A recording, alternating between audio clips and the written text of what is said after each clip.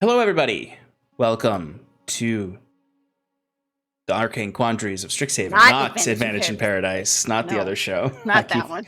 I keep doing that. Welcome. Thank you for joining us. As in a lot of our shows here at Paradise, our ambiance is provided by Syrinscape, and our music is licensed through musicbed.com and soundstripe.com. And what we're going to do is we're going to go around and everyone's going to introduce themselves and who they're playing tonight. We'll have Shannon introduce her character when we jump into the session, since she wasn't here last week, but we're very excited to have her here this week. 2 weeks ago, yes. I will never stop doing that. So why don't we start with Shannon then? Introduce yourself, Shannon. Okay. Hi. I'm Shannon. This is my nerd home. I am so friggin' pumped to be here this week. I was flat out on the couch watching this for the first episode, so I'm very, very happy to be here today. I community manage here. I play lots of D&D here. I bicker with Sean a lot here. We have a good time. And I will be playing Nora, and I can't wait for you all to meet the real her in a little bit. Excellent. Thank you, Shannon. Uh-huh. All right, why don't we go to Jorge next? It's me, Jorge, or also known as RoboGoblin or TTRP Gifts, and today I'm gonna be playing the buff Owling Dad who tells a lot of puns, and he likes apples. Me. Love it. All right, let's go to Sarah next.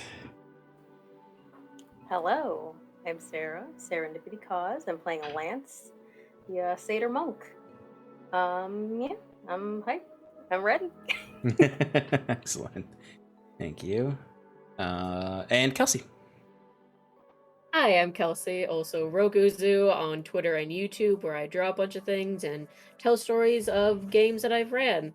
And I'm going to be playing Marine Alvelmath, where she is a ranger Triton, and she's bad at socializing, but she can hit good. Which will come in handy. All right, so I'm going to give a brief recap of what happened last week, and we will jump right back into it. Wait, who are you, Sean? Oh, I didn't say my name. Who are you playing? I'm Sean O'Donovan. I am the creative director here at Paradise Productions. And I will be playing a number of characters today. Most notably, Spot, the giant ladybug, who only Marine and Alberto can talk to, I believe. Unless Shannon takes the beast speech Eldritch Invocation when you guys level up, but we'll see. Are we still level 4, by the way? You are, for now. All right, cool. Excellent. All right. So, last time on the Arcane Quandaries of Strixhaven, our lovely students here had arrived at the Homecoming Carnival, where all of the colleges of Strixhaven put on different tents with different activities in order to recruit from the undecided population at the university. And they did a little bit of exploring. They explored the Prismari tent, where they saw all manner of beautiful, intricate elemental art. They also spent a lot of time over at the Witherbloom tent, where they engaged in a rather perplexing hedge maze, where they got only a little lost at first, but through getting lost, they found this room that had 2 potions in it and a riddle. They very quickly poured one of the potions on the hedge maze itself, and there happened to be a ladybug hanging out in the bushes, and it began to grow extremely fast. And Alberto proceeded to have a lovely conversation with this ladybug, who, through some excellent animal handling and persuasion checks, has decided to travel along with you all. Their days in the maze are over. They're going to join the rest of you. But you were able to solve the riddle, or at least solve it in one way, which was pouring the decay potion on the bushes, and it opened up a new path, which led you through all the way to a little swamp area where Alberto very easily flew over and brought Lance over. Marine was deciding, well, I'm just going to swim because I'm a Trayan. And then very quickly she discovered why you shouldn't swim in this particular swamp when a giant undead crocodile started chasing her. But thankfully Alberto was able to help her off of the island in the middle back to the other side. Over there you encountered, you may have waited a little too long, and the roots of the walls started to grab at you all and pull you in, and you all got stuffed into the hedge for a moment, but through some athletics, you were able to collapse out and see Nora there, who was basically like, "What are you idiots doing? Oh, you want to get out of here? Oh, I've been in here all day. I know how to get out of here." And proceeded to bring you back to the room with the potions and told you all to drink the decay potion, which you were a little uncertain about, because even though Nora is your friend, she is known to play a few tricks on folks. But you drank it, and you all immediately withered away into dust, and that was the end of the campaign. You all died. New characters. And today we're going to introduce no. The dust. Secret big bad defeated us. Nora won. Exactly. Yeah, it's all a dream now. No. But you were turned to dust, and then that dust reaccumulated at the exit of the maze, which you exited just in time to hear the bells indicating that the opening ceremonies were happening, which you began to make your way towards those, where Shale,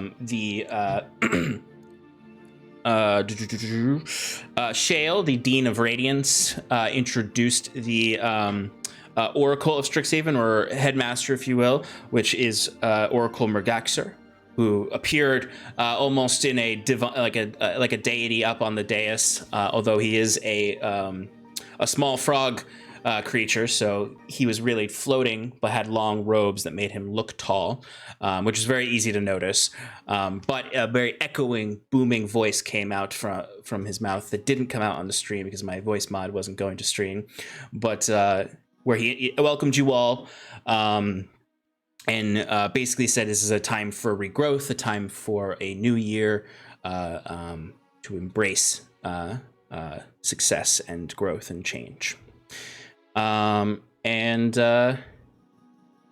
then you were all dismissed. Marine noticed that there was a suspicious person in the crowd who was staring above Mergaxer the entire time, where you then noticed a sort of bluish haze up there, which you're able to identify as a necrotic mist. And once you all started to leave, you started to trail the suspicious person, and you did catch up to them, and they said to you, Mergaxer must pay, and then that mist started to come out and envelop the area, where people started to change and lose control of themselves, and they all started to wander directly back into the tent, including our friend Nora here. You all began to follow along. Some of you did fall prey to it, but the rest of you were able to slap them out of it. But when you got into the tent, there was a specter, a large specter in the middle of the room, who screeched and then possessed and transformed a giant toad into a monster for you all to fight. One thing I did miss is that you did tell Shale about what happened right before you started to trail the person, and she said that they'd be on it, but you didn't exactly trust the faculty there. And decided to go after the person yourself. But right now, you're in the midst of this fight. You beat up this giant toad right as it was trying to swallow Alberto, allowing him to puke him back up and get the killing blow. Or I think a Marine got the killing blow. I don't remember who got it. Yeah. And then you saw the Wraith came back out and is hovering above you all right now as these sort of flickering magical lights are looming all around. And that is where we left off, and that is where we're going to start today. I am going to need new initiative rolls from you all because I lost the initiative rolls. And let's get some bad music in here. Not good initiative roll. Amazing.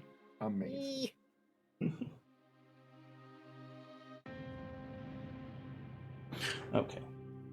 I should probably switch my headphones. No, it's gonna mess too much. Okay. 20 to 25. 23! 20. Nice. 30. Okay. 14 to 19. Ooh. Oh, no. Oh, 10, no. 10 to 14. Oh, oh God. 5 to 9. 8. 5. Oh, good. Yep. Oh boy. Okay. And then let me get...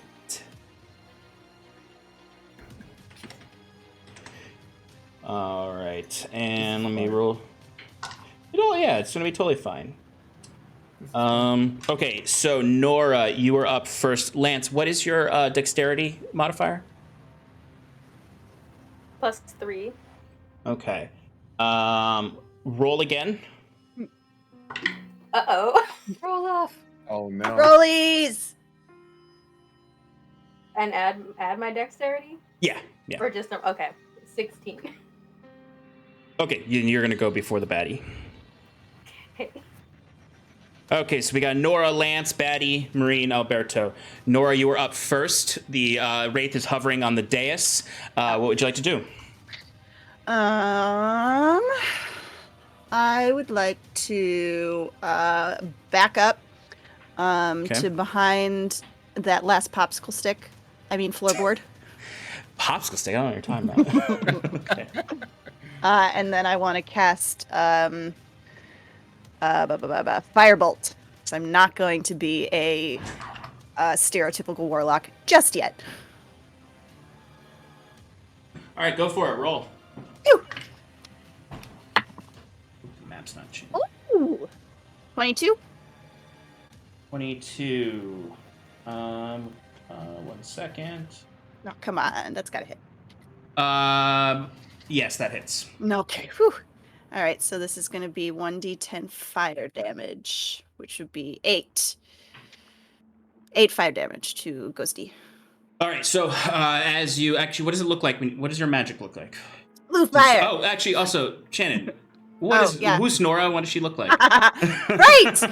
That's right. This badass woman who's just standing here and firing blue fire out of her hand. She's average height, gray skin. She's got short black hair and it's kind of covering one side of her face. And she has this necklace on that looks like a little terrarium. And she's wearing just like a basic flowy blue dress. And she likes plants, a lot of plants. But right now, she likes fire. Alrighty. So, you conjured up this blue flame. It almost looks as though it's being like drawn from the terrarium at your neck, like kind of into that flaming ball, and then wah, you fire it off. You see it goes, and it does damage the ghost, but not as much. But not as much as you had hoped. As you see the fire bolt kind of like dissipates through it, like it goes through it and then dissipates behind it. It does take some damage though. All right. All right. Anything else, Nora? Fucking A. I forgot to do hex, so I'm gonna wait. You can hex though now. It's not like rage where it goes away if you don't. Yeah, but if I had done it at first, then I could have added the D6. Mm-hmm. Okay. do it for next time. All right. All right, Lance, you are up. You are the Okay. red-based mini. About how far am I from this ghost? About 15. Yeah, I'd say 15 feet away. Alright, I don't know if anything I do is gonna affect it, so let's just do some tests. I'm gonna use the crossbow. Oh, okay. I'm a little ways away, and Go for try it. and hit him with that.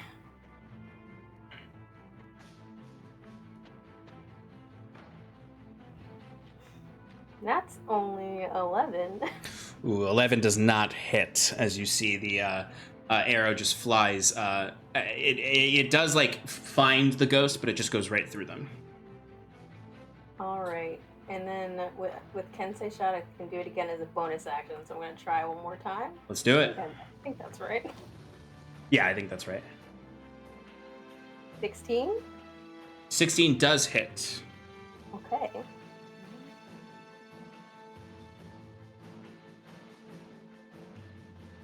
What is that? A D8.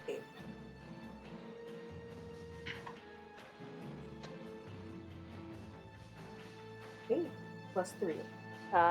For 11. 11, all right.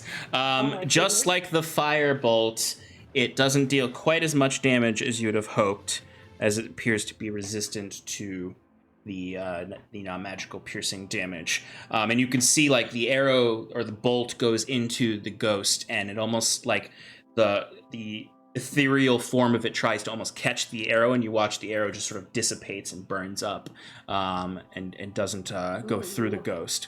But it does take some of the damage. Alrighty.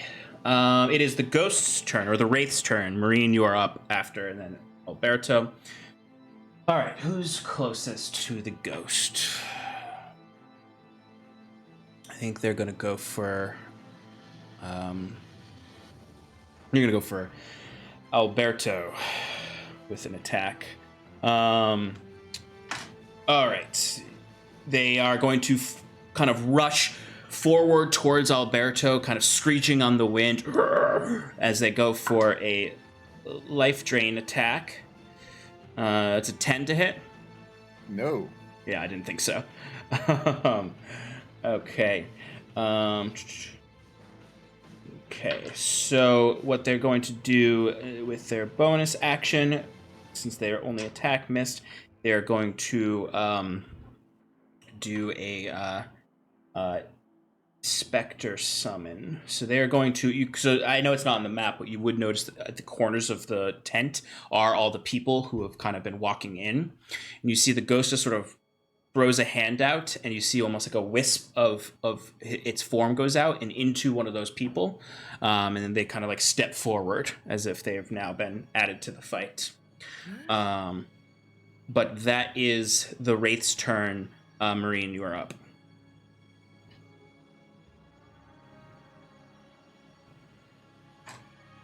Added to the fight?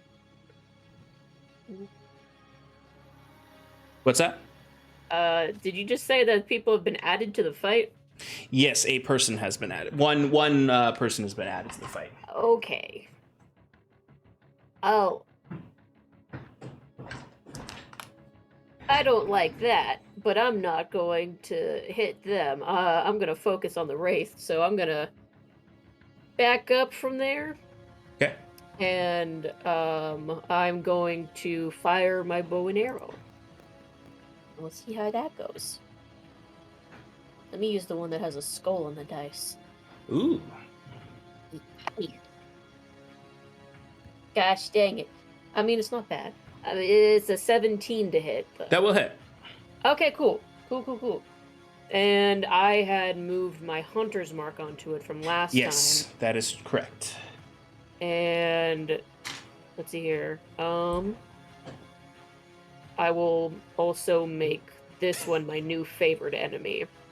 Oh yeah. I love favorite enemy. And apparently I can use the favorite enemy when I mark it. So there's gonna be a lot of damage. Let me just get a D8. So D8, D4, and a d6. That's very good.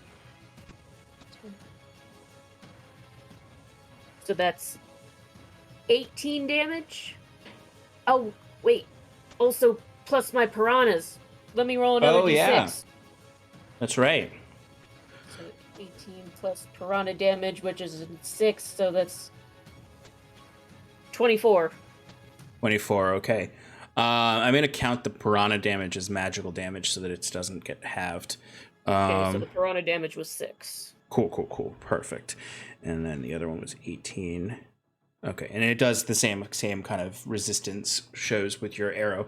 I like to imagine you fire your arrow and it hits, and it does the same thing it did to the bolt, where it consumes kind of the material of it, but the ghost kind of shock waves go through the ghost, showing that it takes the damage, and then suddenly it just sort of nah, all these piranhas just go into it, and they're magical, so they're just like biting through the ghost's spectral form, and it's almost confused for a moment because it's like, why is this happening? Why are there piranhas eating me? I'm a ghost. Okay, excellent. That's Anything all else? I can do. All right. Alberto, you are up. All right, I'm just gonna fly directly. Am I still raging? Yes. Hyping? Yeah, Okay. you're still hyping. Okay, so I'm just gonna fly directly at this ghost and just be like, my great sword magically transforms into a great axe, and now I have a great axe, and I'll just attack this thing and like be kaboo. Excellent. Go for it. And I'm gonna take the great weapon master thing. So I'm gonna take a -5 to my attack, and that's Yeah. 17. 17. That hits. Awesome. Where's it? Okay. So that's 10. Oh wow. 24. 24 points of damage. Nice. Excellent. Okay. I should actually add this damage up. Okay. Wow. Excellent. So you rush up and you bring that great axe swinging up through, and it same thing. It goes through the ghost, but you feel that kind of resistance as it goes through. As you see parts of the wispiness kind of sputter off like dust in the wind. And the ghost is definitely looking like it's struggling a little bit to keep its form. So excellent. Anything else, Alberto? I just say I can see right through you. And the ghost just screeches back at that. You can't tell if it's screeching out of anger, pain, or just at that dad joke. Nora, it's back up to you. Okay. Lance on deck. All right. So, Ghosty is hexed. Yes. So I now would like to try, since Firebolt didn't do a ton, I would like to now do Eldritch Blast. And this time, instead of Blue Flame, it looks like it's gonna draw from the little terrarium on my neck again, but this time it's gonna look like purple vines that come out, these like wispy purple vines. Ooh. And I'm going to shoot that out towards Ghosty. Hell yeah, go for it. Yeah. All right, here we go. Oh, 12? 12 just That's not misses. gonna do it. Damn it! All right, well. That is quite literally the only thing that I can do. Okay. So, maybe I'll move around to the right to get a little better view. Oh yeah, sure. Ghosty. Absolutely. My movement is 30.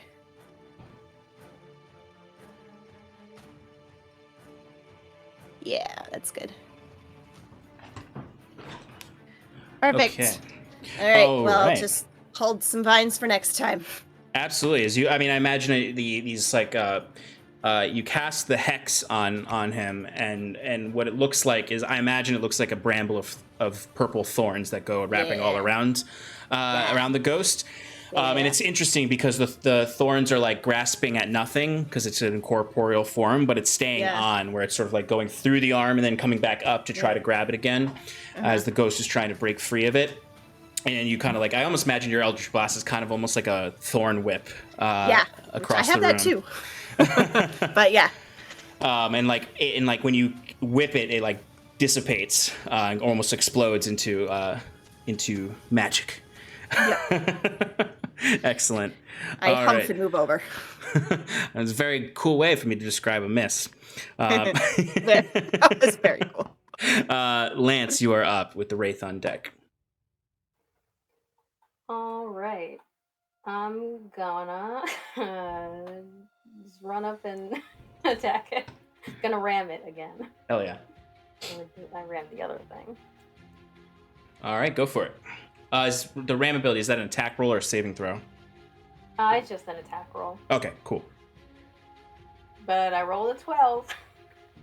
Just misses. So I imagine like you rush forward and you go and you bring your horns up and you're going for the ram, and the ghost just sort of like swirls around you as you go right through him.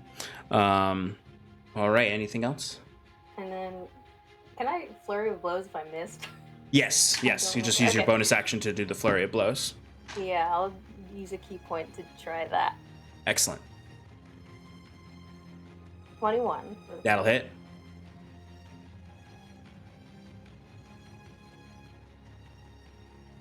And that one was 7 damage. Okay. And 22 for the second. Hits. 6 damage. Alrighty. Absolutely, you rush forward and go for the ram, and you find yourself almost like kind of like tripping forward through the ghost, and then you kind of whip around perfectly on stance and bring pop 2 strikes into the ghost. Same thing as Alberto's axe, kind of like goes through the ghost, but you see kind of this light shockwave through the ghost, indicating some damage has been done. All right, anything else, Lance? I think that's it for me. All right. The Wraith is going to go for Lance this time.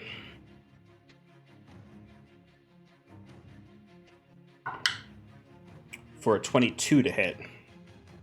Yeah. Yeah, I think that'll do it. All right.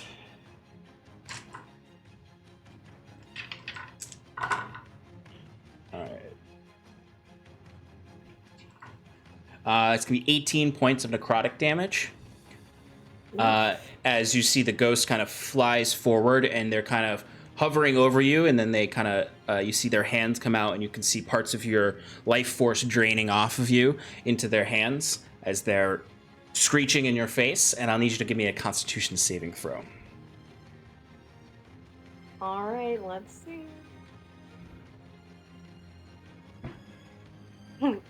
12. 12. A lot of 12s tonight. Okay, so that does not succeed. So your hit point maximum is reduced by the amount of damage you just took. So your maximum HP is reduced by 18 points. This reduction lasts until you finish a long rest. But if this attack keeps happening, if it keeps using this attack, and your hit point maximum is reduced to 0, then you die, no saving throws. But I mean, it would need to hit you a lot. But it's pretty scary. Less than you think. I know. I'm used to playing with people who are level 16 or level 14, so I need to remember you guys' hit point pools are not as We're big. little. But it is a very frightening experience as this ghost kind of overwhelms you in this sense. But that is all he can do in his turn right now. The other Spectre is going to go towards Alberto and attempt to do the same thing. Okay. Oh no. but it got a natural 1. So Alberto, you see this ghost almost just sort of like, it almost looks as if the ghost tripped as it just sort of flows, it falls into you and kind of just whoosh, dissipates through you and around you, and then kind of just reanimates in front of you, confused a little bit. So that means it's dead, right? Because it rolled a natural 1? No. Funny enough, no. All right. Marine, you are up. Alberto, you're on deck. Hey, oh gosh. I'm going to just, like, shimmy to the side a little bit to be kind of closer to Nora so that I can be able to aim and shoot at the Wraith with my bow again. Go for it. I will use the same skull dice. Higga. Not 20! Hey! What'd you get? Nat 20? I got a 20! Natural 20. Excellent. Oh god, okay. I'm just All gonna... let's see here. Do I even So have another- the way we do it is you maximize the first roll, so you don't even have to roll the first roll. It's just the automatic maximum the roll would be, and then you roll your second one. Does that include all the bonus stuff that I would have on that? Yes, it does. This is why the build. I love the particular build you're doing with Hunter or Ranger. I've done it before, and its crits are outrageous. So yeah, so that means you automatically start with the Hunter's Marks is automatically a 6. The favored enemy is automatically a 6. You're using a longbow, right? Oh, the favorite enemy is 4. Yeah, okay, so we got 8 for the longbow. We have a 6 from Hunter's Mark and my piranhas, so that's already 20. And then the favored foe is a 4, so that's 24. Then plus my dex is 28. And then you Jesus. roll all those again. So you roll D8, 2D6, and another D4. Okay. Hell yeah, Marine. Holy crap. Pretty, so plus another 13 damage. Oh, baby. Okay. So that is a total now, of right? 41 points of damage. Holy crap. And Amazing. how much of the second number, the 13, was the piranhas? 3. 3, okay. All right, so 9 of that is pure damage. Well, the rest of it will be halved because of the resistance. So if take that 9 out of that is 32, and that's so it does a total of 25 points of damage after the resistances, which is still a lot. And is enough. How do you want to do this? Oh my god. It's enough. It even overkills him by 2 points to get it to a total of, you've all dealt a total of 69 damage this fight on this guy. Nice. Nice. Oh my gosh.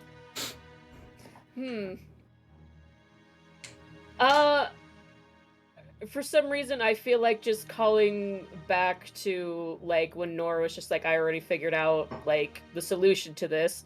Like, Marine just, like, standing next to Nora is just like, I already figured out the solution to this, and just, like, headshots them. That is impressive. I love that. Yeah, exactly that. You just sort of look to Nora, give her that knowing look, say that, and then fire off this headshot. It goes right into the ghost. You can see it goes and it finds purchase, and the ghost is starting to kind of flicker out of existence. And I'd say what really finishes it off is just this swarm of piranhas that just follow that headshot arrow, and just sort of like the ghost gets hit and it's just sort of like, oh no, I can keep going, and then whoosh, just sort of this flood of piranhas go over and just are just too much. Like, it's trying to fight the current of piranhas, but it is too strong of a wave, and it is dissipated, and you have successfully saved the day once again. As you can see, all of the people in the room who are kind of like walking like zombies almost with their eyes blue, the eyes go back to normal. They all come back to normal. The lighting in the room returns to the warm lighting of the opening ceremony. As the other ghost or the other person who was possessed, the ghost just leaves their body, and everything settles down, and the flames of the torches come back up. You do hear a loud cry go out as you see the student who had brought this giant toad in goes running over to their toad and is over the body and just, no, Fitzgerald. What did they do to you? What did they do to you? It was your big day. It was your big day to perform. But other than that, it's... Go ahead. Oh my my goodness. Okay, so that hurts a little bit. And I'll just be, I'm sorry, son. We tried to, but it was a lot. I'm sorry. He was a good toad. I raised him from a tadpole. No. I mean, I don't know what to tell you. I guess he was totally awesome. No. I'm just trying to. You see the student, like, he's some tears are welling in his eyes, but there's like a smile that comes to his face. He always appreciated toad-related puns. I'm glad. He just like hugs you. I'll hug him back. Oh. There. Let it out. Come on, let it out. I turn to Marine and say, "So are we done? Can we go back to the maze now, or do we have to finish? Was there more? I got, No. there's ghost stuff." I'd like to question you a bit. Me? because Yeah. Why? You were really affected by that. The Okay. others I could just shake out of it, but you were just stuck in it deep. What was it like? Let me think about that. DM, what was it like? Roll me an insight check. Okay. 21. Ooh. Excellent. It's a bit messy what you felt there while you were under the control of the ghost. You felt a lot of pain, a lot of betrayal was a particular feeling that seemed to be fueling. Like, you were not moving of your own will. So what was fueling your animation was this hatred and betrayal. All of these feelings targeted towards the Oracle of Strixhaven, Mergaxer. And you felt a very... whoever this ghost is of, you could feel like this latent magical energy. Like, whoever it was a very powerful sorcerer or wizard in their life. And you could felt connected to all the people who were also possessed at that time. So you were feeling kind of everyone's fear simultaneously. But the big thing is that you were feeling whatever entity was controlling everyone, whatever entity that ghost was, had a very deep hatred for the leader of Strixhaven. So after thinking about it for a second, and it's like, it takes like a second too long for her to answer, so you think she kind of just forgot that you were there. But then I'll kind of shake out of it and just say, I felt a lot of anger and hatred. I mean, I'm not the biggest fan of Morgaxer, but I don't hate her. So whoever did the possessing seems to have some unfinished business. Interesting. Oh. Oh. Do we know anyone like that?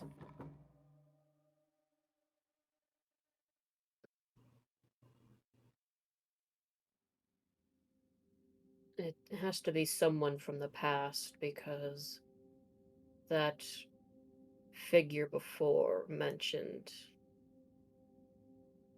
them paying. So, What is everyone's passive perceptions? 12. 12. 20 because of observant. Oh, Nice. baby. Actually, I don't know. I'm writing this down. It's easy to remember. Everyone has 12, and then the Marine has through the roof. 20. Okay. So Marine, exactly. I love the observant feat. While you're pondering this, and maybe you're looking around as you're pondering, going full investigator mode, you would notice where the ghost died. The ghost kind of like dissipated and fell to the ground like dust. The dust itself fell and like almost singed the ground in a symbol. It's a very simple geometric shape. It's almost a simplistic rune. As you can see, it kind of looks like a Y, but then there's just a cross that goes through the V of the Y. But it's just very clearly a magical arcane rune that burned into the ground when it died. You don't necessarily recognize it, but it's just something that noteworthy that happened. Yeah, I'll write that down. Just gonna research that later. Do you point it out to us, or do you just write it down? Yeah, no, I was gonna point it out. Yeah, everyone. Do we recognize it? You can give me either Arcana or history. History would probably be a good one, but Arcana would also be acceptable. Yeah, that'll be the same roll. Natural 20! Hey! For 23 What's the actual total? 23. Okay. I would say... I learned all the things, Sean. It was a natural 20. That's how we play D&D. Don't make me Did bring the ghost back. Did you miss me? Don't make me bring the ghost back or attack you with this animated tree I found on my desk. Oh, no. That would have come in handy in the maze. You don't know what it is, Nora, but you do recognize it as an old arcane script. You're a bit of a book nerd. You have read some of the out-of-date textbooks at Strixhaven. You're all on the 15th edition of arcane sigils and other writings of the scribes. You have a vintage copy of edition 5, we'll say 5e, one might say. And this rune is an outdated sigil. You don't know what this particular rune is, but it's from a magical script from an older time. And these manuscripts are updated. It's not like real life where they're updated every 6 months, so you keep having to buy new textbooks. It takes a little while for a new manuscript to come out, especially a little while for a new script to come out to overtake a previous one, a more refined script. So this kind of goes well with Marine's observation that this was someone from the past. Okay. So if I've seen it in those vintage manuscripts, would I know which one to look in if I were to go back to the library? I'd say yes. Okay. Cool. Do you all? So people are starting to actually get themselves gathered together again, and you do notice that Shale, the Dean of Radiance, is kind of pushing through the crowd. Do you want to talk to them? Do you want to point anything out to them, or do you want to hide anything from them? What do you want to do? Yeah, I was thinking that we should probably talk to them about all that happened. And what happened with them helping to clean up the situation. Yeah, and but first I just want to check out with the kids. Kids, are you okay? Do you need anything? Are you Do you need to go to the infirmary, or are you all good? All good? It doesn't us. Yes. You. I'm fine. I am straight up not having a good time, Oh yeah, Lance, you look like shit. as they say. But I Uh. mean, as long as nothing else jumps out at us, I'll probably be fine. Yeah, we should probably just rest up a bit, because I did have a couple of hits. But how are you, Marin? Are you okay? You did pretty good. You were awesome doing that. Thank you. Training from my father and mother came in handy. But, yeah, no, I'm fine. Haven't gotten hit. I said that training was so good. But yeah, that was really good. Everybody did pretty good. I mean, I'll applaud you all. Hey, good for you, kids. Yeah, you see, because he wasn't that far away from Alberto, you see the student who had the giant toe just sort of. Yeah. Oh, I'm sorry. Thank you. Um, You might have killed Fitzgerald here. yeah. But we're alive because of you. Yeah, I'm sorry about that. Would you like me to, I don't know, bury the poor little fellow here? Or...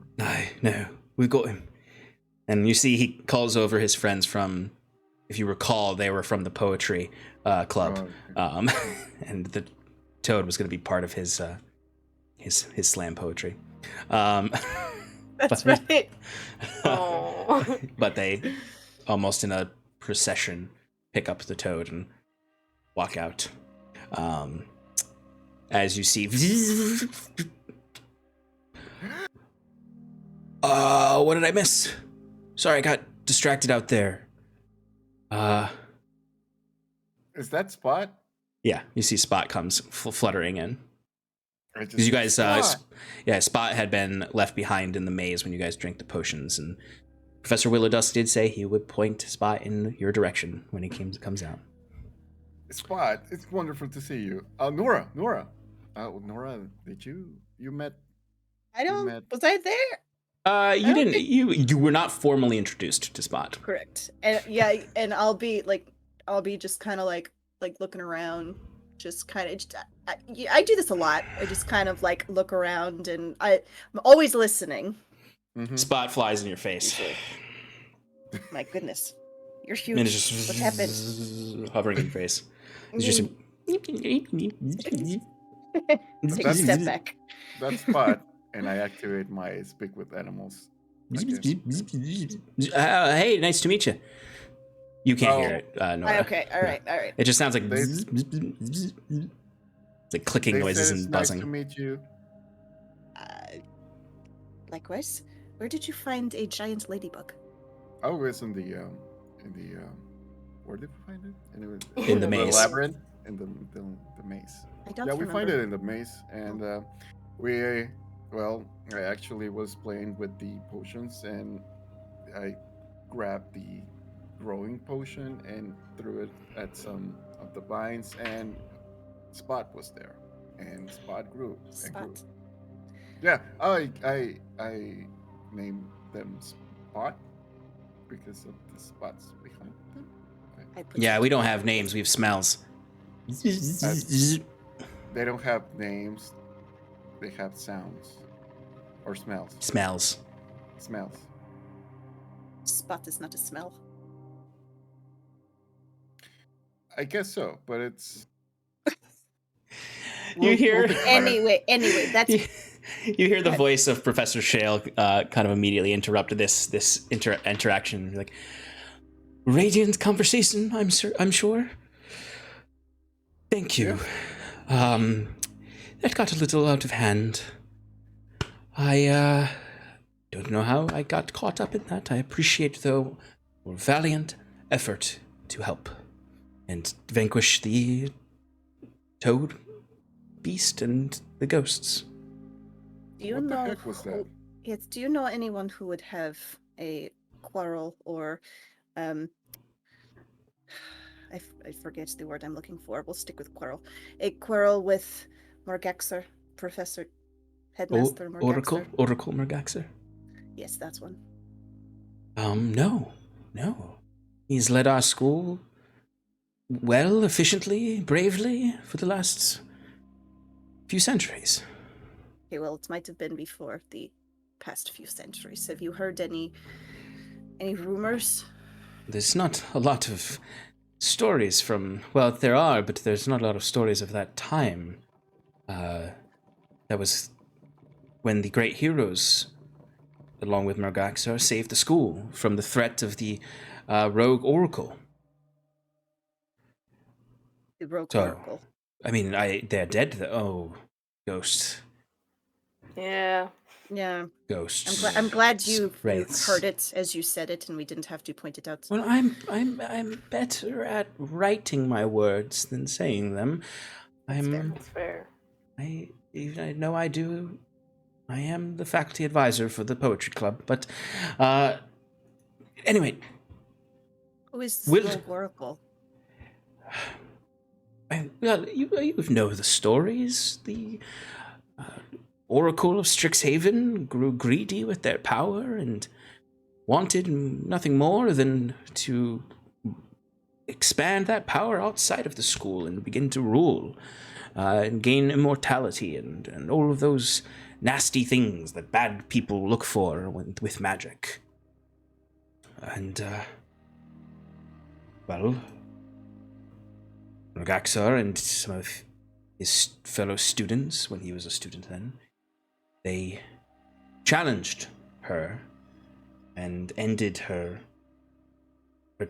tyranny over the school. I mean, this was not really a school anymore at that point, and I suppose they just wanted to continue learning. Because she turned this into her fortress, really. I mean, look around, and you all know, you've been here at least a year or so. The school is a very well-equipped facility with all sorts of mysteries. A terrible thing for a ambitious wizard to take control over.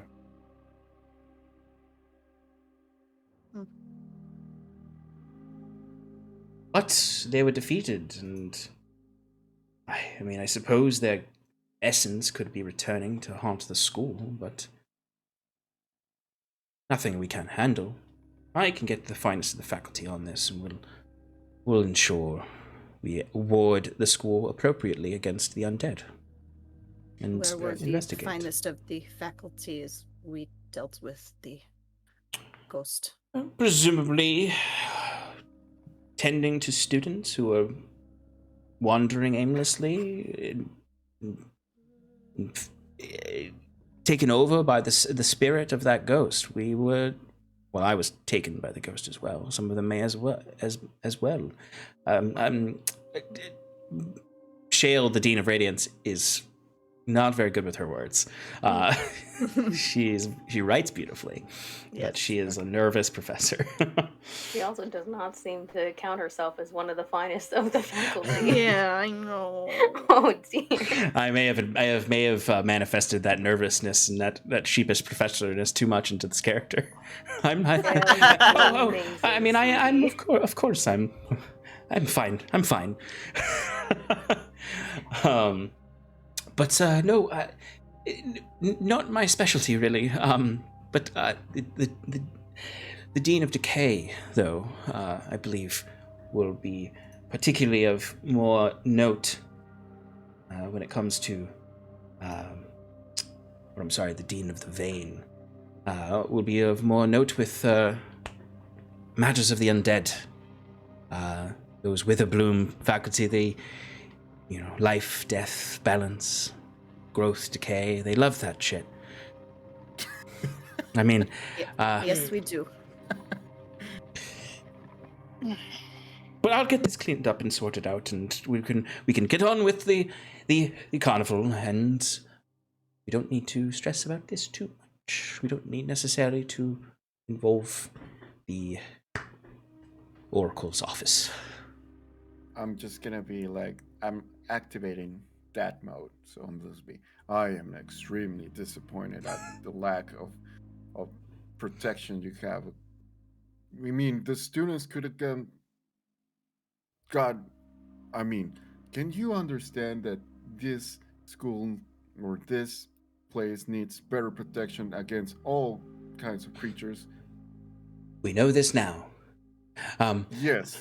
But if you all recall, when you registered for classes, you did sign the terms and conditions for the school. And in there, you do waive certain liabilities when it comes to magical threats. And given that this was a necromantic threat, that is falling under the necromancy school. So that falls under that category of danger that you have signed on for as a student when you signed up and registered for classes. Oh, I don't know. I didn't read it. I just signed it. Well, you should always read the terms and conditions. I know I do. Well, now you tell me, but I'm still very disappointed. All these kids could have gone killed or worse than that. I don't know what's worse than that. Transform into a ghost too and kill other kids. Well, That's a lot. I The will. kids are here to Possessed. learn and deal with a lot of things that are dangerous, and if anything, they have to. What is it like? Looks over at Lance. They have to get good. Yeah. A little dated, but yeah. Okay. Yes, They have to improve themselves to deal with it. exactly. Okay. This might have been a test. Was it a test? Might have. Should It we wasn't my test. double check what the As in- Oracle's office and see? Maybe that we is- talk to the. You could talk to the dean of the vein, and maybe it was a test from them. Undead, decay, all of that. The Oracle do an doesn't need to insight check? know that we. Yeah, go for it.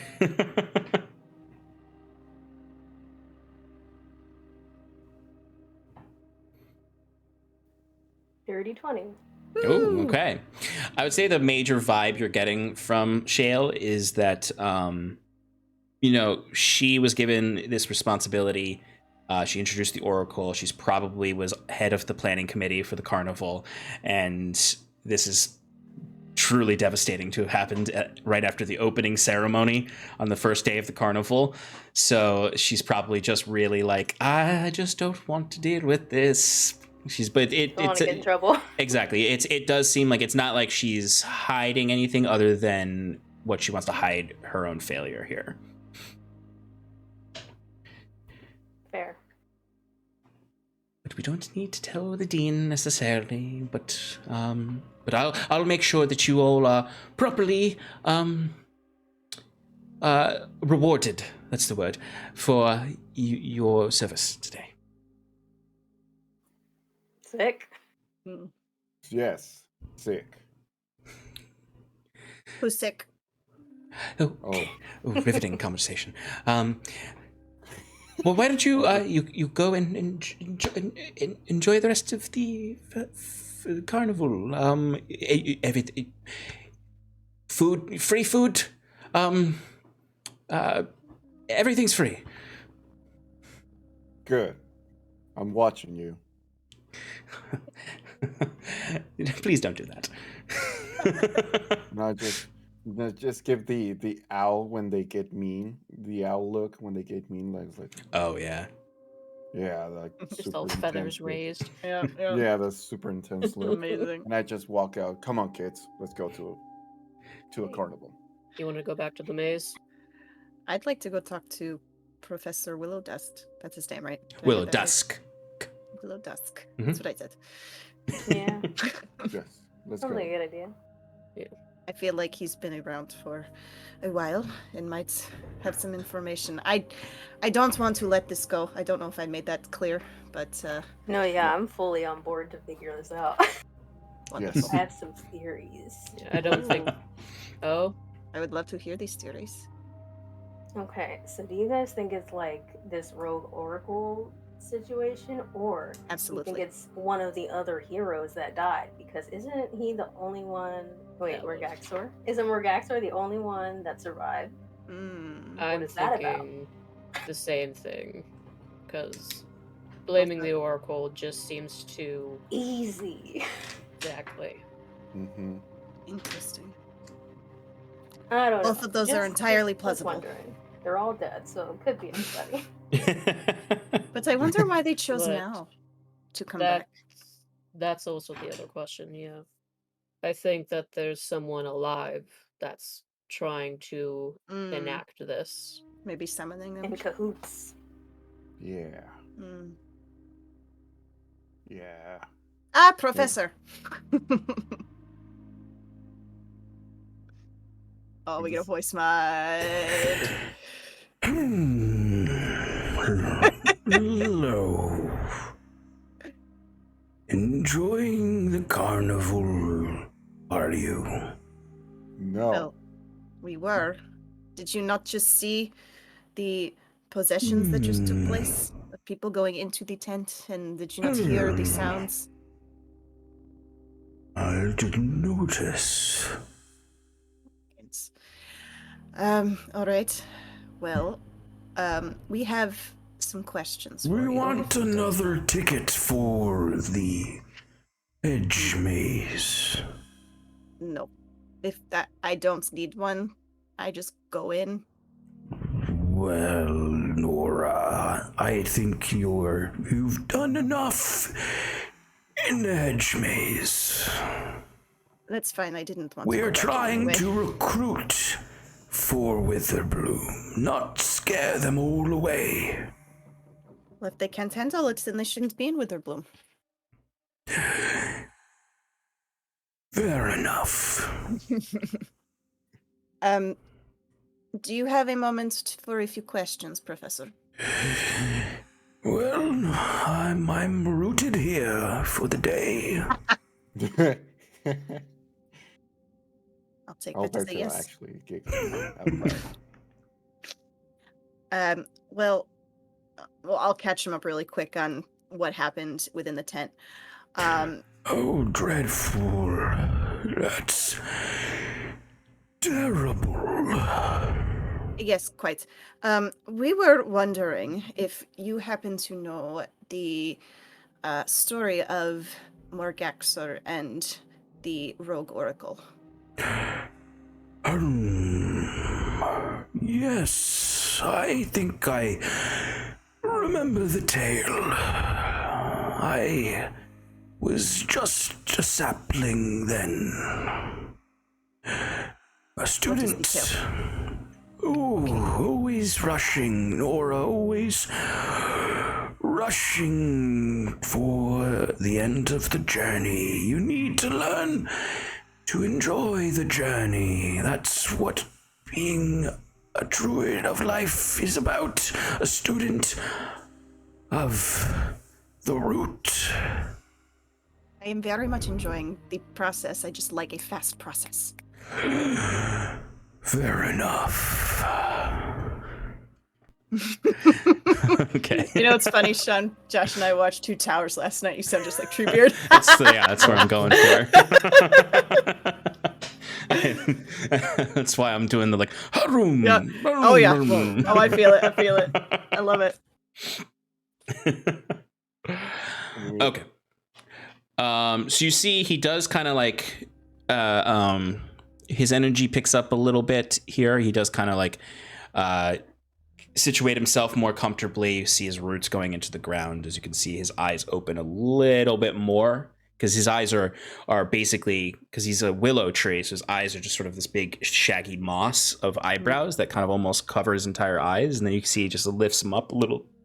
See these little tiny beads of Fey magic energy that make up his eyes. He's okay.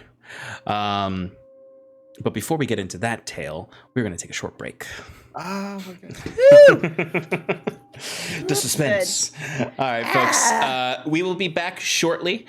Please stick around, and we will continue this adventure. By the way, you all have leveled up from that fight. Yes. You won't get access to this stuff right away. You'll get access to it after a long rest, which will be coming up, I'm sure, eventually. But you will be a level up.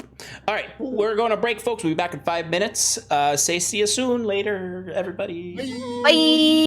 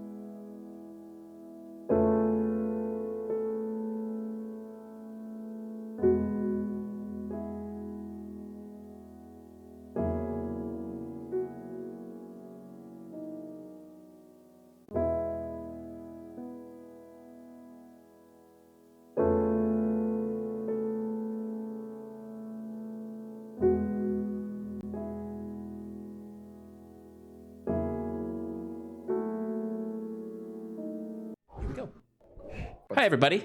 Welcome back to the Arcane Quandaries of Strixhaven. Our heroes have just defeated a wraith that was attacking the big tent at the carnival, the homecoming carnival of Strixhaven. And they are now investigating the situation. And they are asking one of the professors of the Witherbloom College, Professor Willow Dusk, who is a very old treant, if they know the story of the rogue oracle that Murgaxer and his party stopped. And he does. And let's do some lore dumping. Lore dump!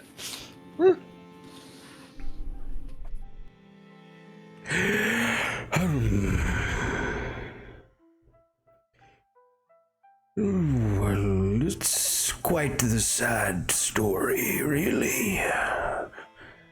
As you see him take out like from amongst his roots like a rather large oh wow, I just forgot the name of them. Handkerchief. And you see him like dabbing at the little Fey-light eyes. As you can see, kind of like little like sap tears were coming out. His tears are very slow, much like his speech. But he will continue. Many, many years ago, the school was run by Yadzi. Or, where are my notes? Yadzi was the oracle before Murgaxar.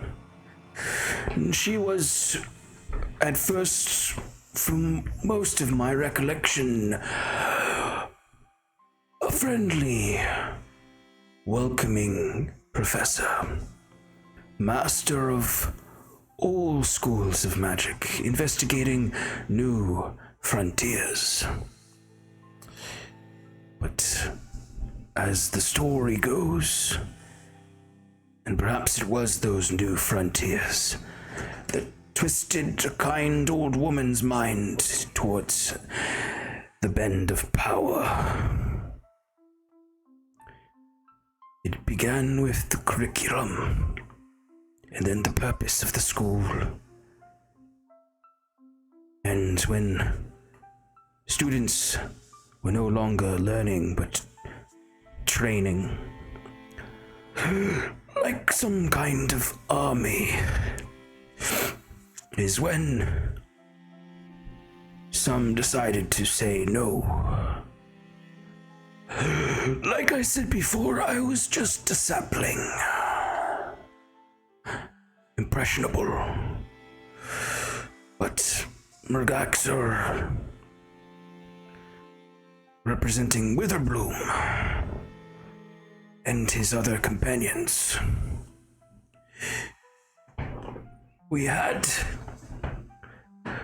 Rosa Miffin Bip was Feldlem. Or Rosie.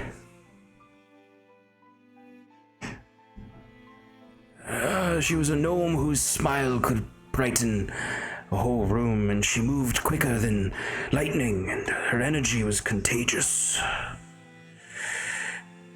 Oh. She would carry around a tome, much larger than herself even as a gnome, but fiery red hair and green eyes. I knew Rosie quite well, actually, of the four.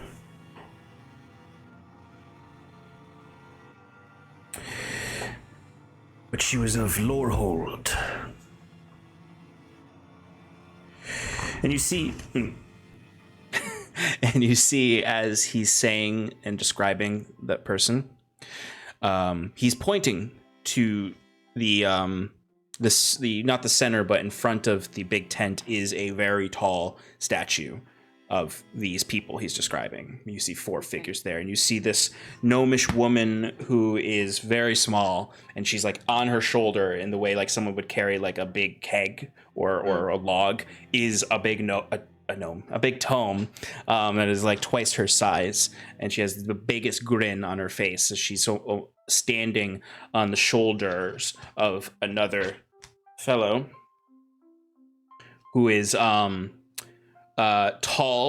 like very large, fire genasi form. This man, he has golden and red fiery dreads that go back, held back, with these pointed ears and a huge smile.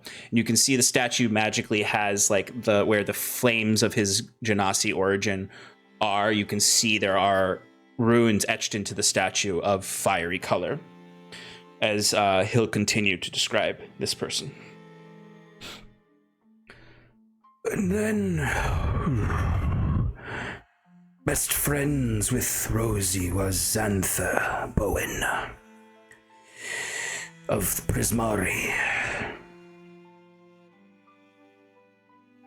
Yes, he was a powerful mage, but even more powerful were his athletic feats and the way he incorporated them into his Prismari art. Oh, he was quite talented in all manner of athletics. He would have gotten along well with you, Lance. But particularly was the rhythmic gymnastics with the flaming ribbons. The show could entice anyone. But with such a big personality comes an unwavering branch that will not be broken when bent by those seeking power. Xantha was well loved by all and knew how to motivate.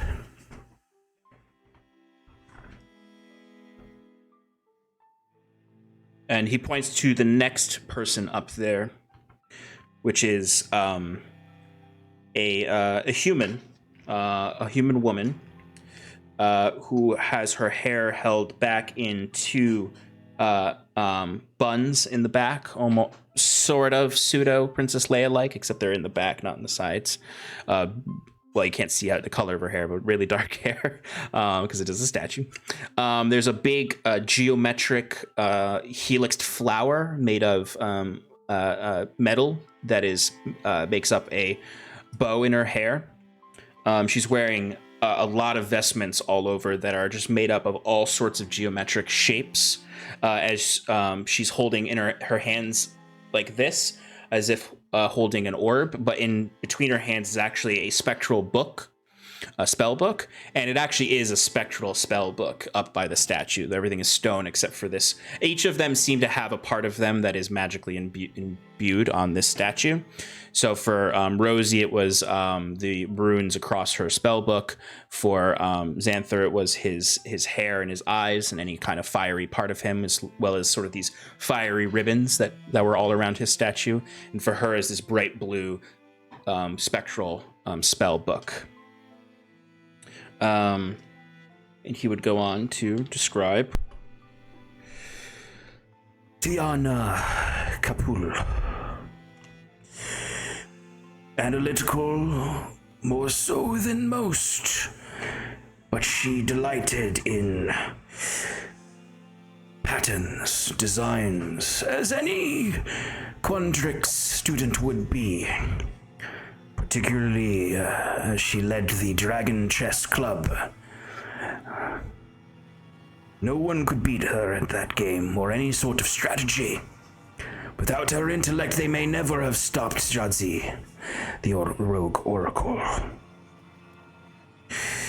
As most of her professors did not really need to teach her much. What they really needed to be careful is that she didn't start teaching their classes for them. But even with such a bright mind, she was always friendly as well, and knew she could rely on her friends. And he points to the final person, and you would see a what looks like probably a half-elven woman. And she has sort of this half leather, half cloth armor that's also a robe, like very elegant looking attire.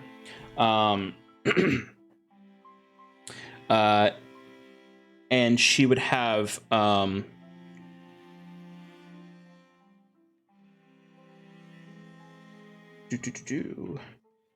this long kind of flowing hair that is it looks like it's flowing in the wind. It's sculpted to look like it is flowing in the wind. And she has on her waist is a what looks like a notebook, as well as an interesting device that looks like a component pouch, but sorry.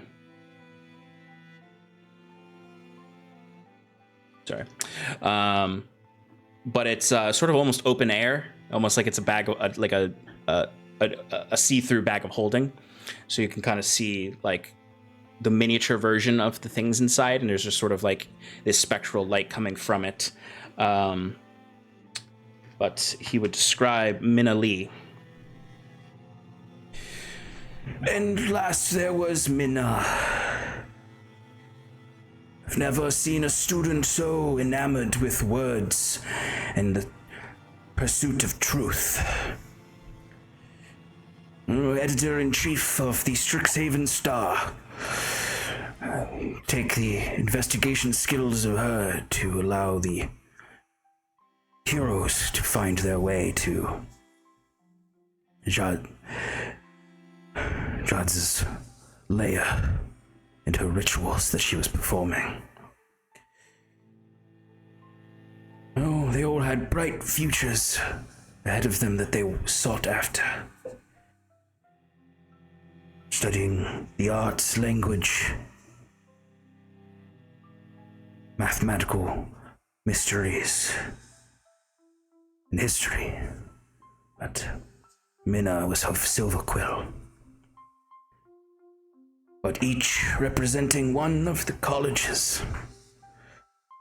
They formed their party, at first to protest the changes to the school. Of course, the last being Mirgaxa from Witherbloom. When this didn't work, they turned to a more traditional adventure.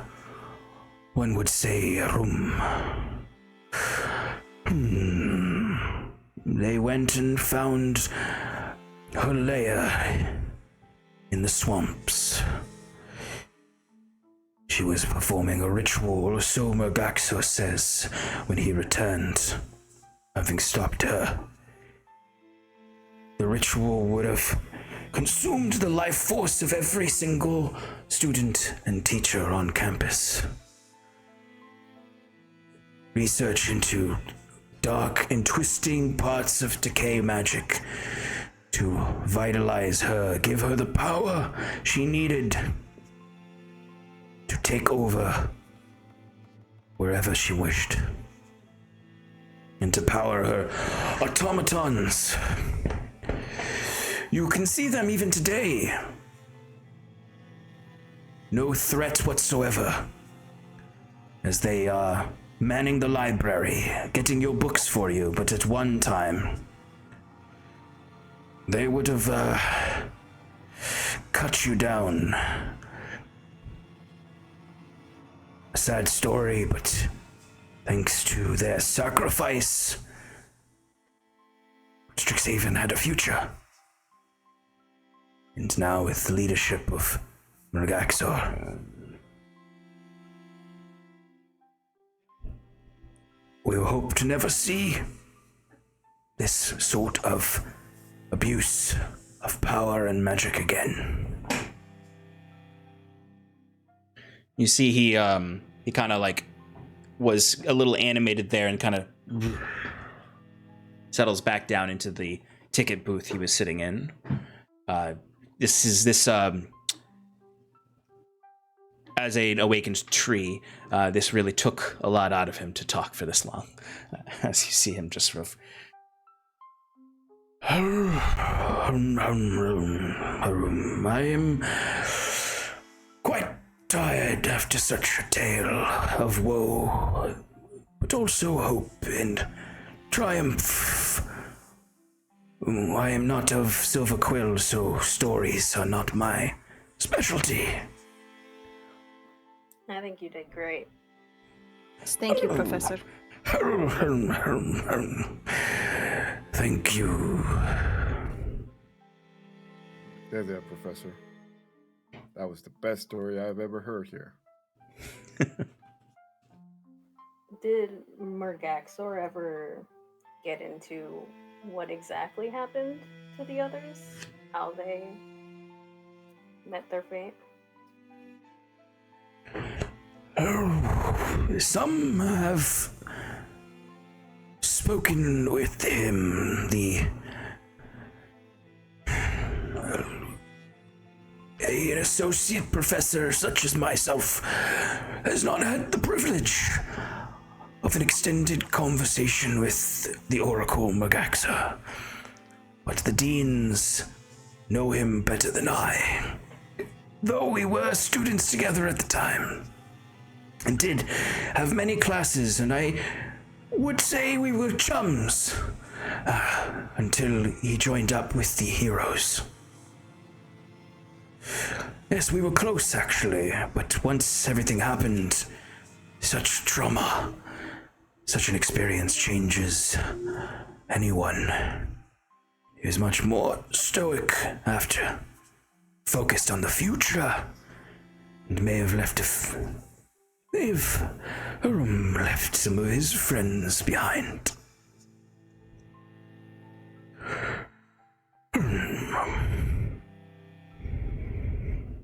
Kind of sad.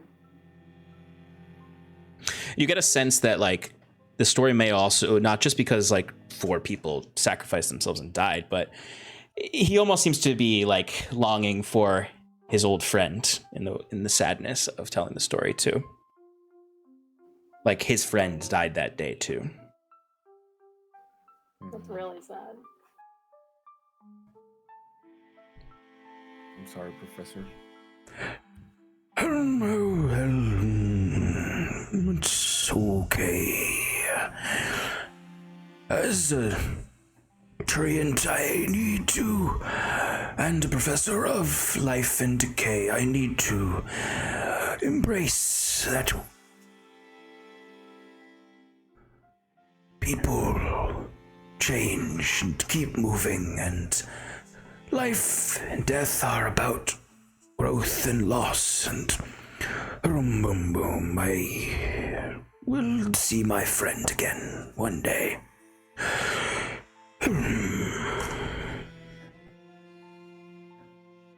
Till that day, you are our professor, and you're a great professor.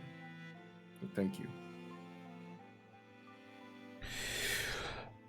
Thank you, Alberto. I think this is enough activity for me today. You can rest now, Professor. Thank you. And you see he doesn't go anywhere. The roots just go into the ground, and you see he just sort of, his eyes, the little beads of light go away as they close down, and he kind of just shakes his head, and you see several birds fly out of the high willow branches as he kind of settles into a dormant state.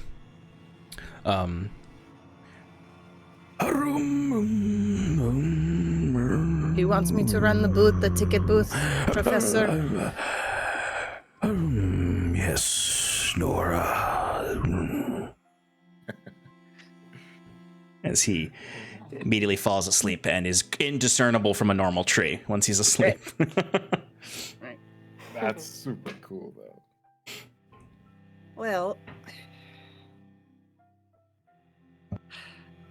I don't know about you all, but I have thoughts. Lots of them. What What are are your you thoughts? thinking? Well, my first thought is that that lair that he mentioned, maybe there are still remnants of it in the swamp. So maybe we could check that out if we felt like it, if we felt like we needed to. I know that Dean Shale did not want to involve the Oracle, but I feel like this is a matter that needs the Oracle's attention.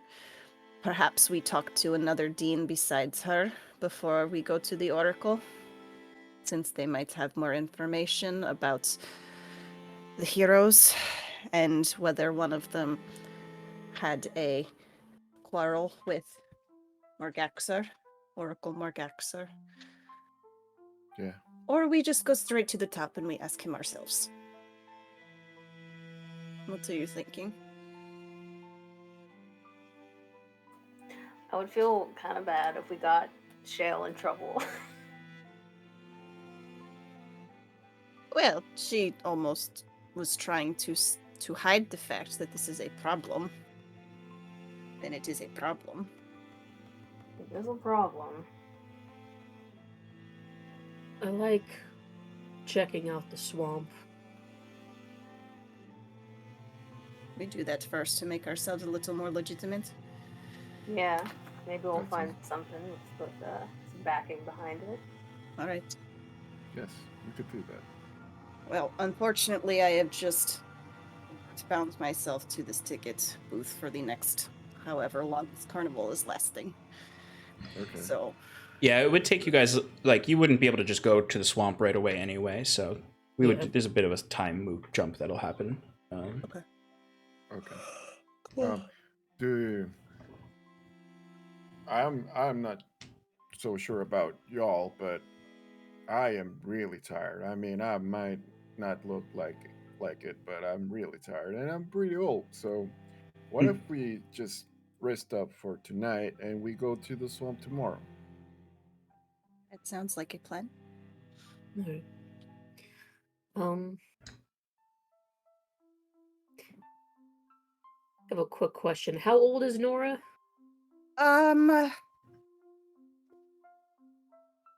She's not a teenager, but like young 20s, I'd say. Gotcha. Okay. Oh. Okay, don't worry about it. Do you want help running the booth? Sure. Could use the Right. company. I'll bring you some snacks. Do you all want some snacks from here? And I'll bring them to you while you're working here. You happen to see any of the fried dough around? Lots of powdered sugar for me. You got it. Yeah, so I'll do that. Lance, can you help me out because I'm old and can you help me out with carrying all this stuff? Oh, yeah. Oh Totally. my god. Is that gonna be your excuse for everything? I'm old. I'm so old. Oh yeah, big time. That's the thing. Sean, I have a question. Shoot. I know I'm not a druid, but given that I am in a very druidic part of the school, is there any chance that I could get druidcraft? And just the only reason I want it is just for RP reasons, just to like while I'm idly sitting by, just like growing and decaying little vines or flowers, and just kind of practicing the life and decay stuff. Yes. Sorry, I'm just looking up because I wanted to see like, because what's your background? Because I think like if you do, isn't there a Strixhaven background? Yeah. Once you take the Strixhaven Witherbloom feat, you can get that. Yeah, you could take the feat, the Strixhaven Initiate feat. Oh. Weirdly enough, oh no, it is. Okay, I was like, Druidcraft's not in the Witherbloom? No, it is. Yeah, if you do for your feat, if you take Strixhaven Initiate, then you can pick the Witherbloom one, and you can choose Druidcraft as a spell. Great. Thank you. No problem. Okay.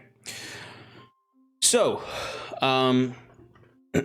you all begin to help Nora, help each other out with the remainder of the carnival. This leads into the night, and eventually you're able to rest. Maybe you hang out at some of the other spots before going back to your own rooms. Maybe you hit the Fire Jolt Cafe food truck. Food cart. They don't have trucks at Strixhaven. Before heading out to get some dinner. But eventually you all will find some rest. It's going to take a little while for you to be able to prepare to go to the swamps because, unless you want to, I guess this is actually the question. Do you want to just go to the swamps as soon as possible? Or do you want to do any kind of preparations for it? Is there anything you want to do before going to the swamps? Because it's going to determine how much time, basically, I jump forward for you all. I think a bit of research about the swamp would be good. Or like knowing about any creatures that could be in there and whatnot. Okay, yeah, absolutely. So then we can have, you finish out homecoming weekend, and over the next week, you all begin to do some research in the library. The library of Strixhaven is a bit mind-numbingly large. It's really impossible to even completely understand it as you're looking around. It's that painting of the stairs that go all over the place and in different directions and upside down and all of that. It's kind of like that, where you see people walking in ways they should not be walking through wings of the library that should not be in that part of space and time. As you walk in, so much so that no humanoid could really actually navigate this library. So you would see, kind of coming up to you immediately, is this what you know as cogwork archivists, which are also the automatons that Wither Dusk was talking about that Jadza had made as part of her army that she was trying to basically replace, the students with. But instead they were like, well, they're not dangerous anymore, so we'll turn them into librarians. But basically what you would see is the archivists have towering metal frames equipped with long articulated limbs and retractable conservator tools, which they use to organize and preserve documents from throughout Strixhaven's history. Many cogwork archivists are all over the place in the towering shelves of the library. Is called the Biblioplex, by the way. They have sort of these really cool robot torsos, and then it kind of comes down to this sort of the bottom portion is covered in a blue tapestry to mimic a robe, and then that all leads down to these two golden wheels that they move around in, and you can see them articulating in variable ways, where they are sort of, you just see one reach its hand up and it just starts to telescope, extend up, and then it grabs a book out of a floating bookshelf and brings it down and hands it to a curious student who runs away with it. You see some that are moving around on the wheels, and then they're doing impossible tricks with them, and they are all over the place. There are dozens and dozens and dozens of them moving throughout the Biblioplex. But eventually you would see one does come up to you all. I love this place. And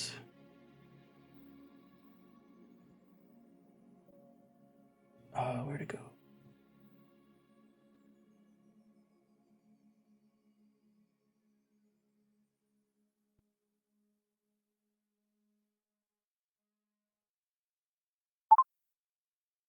Greetings.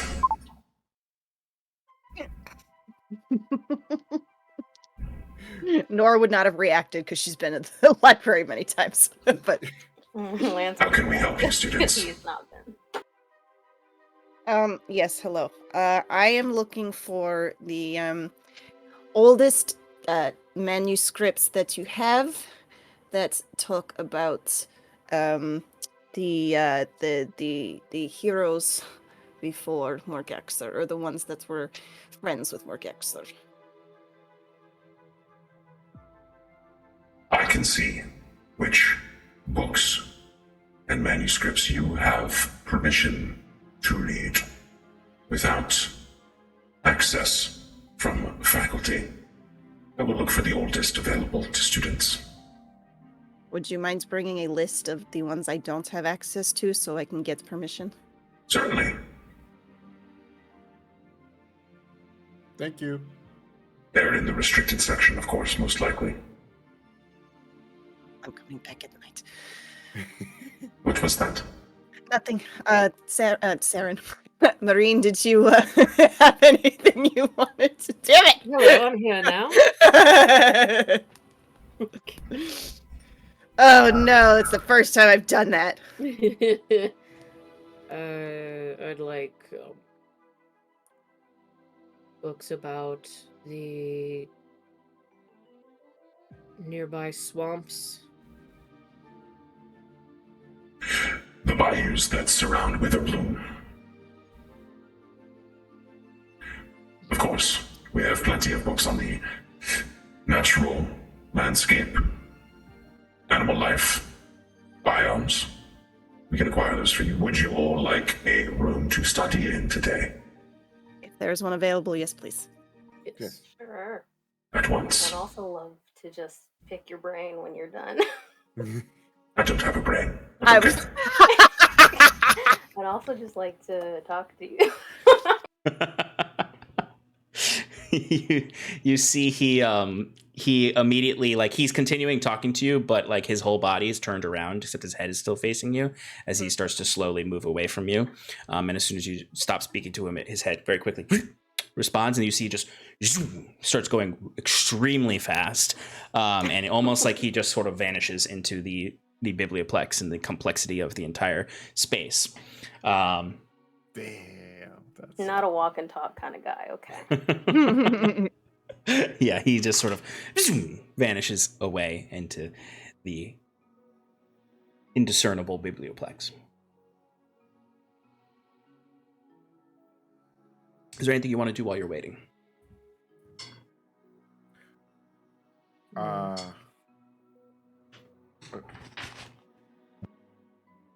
Is there's like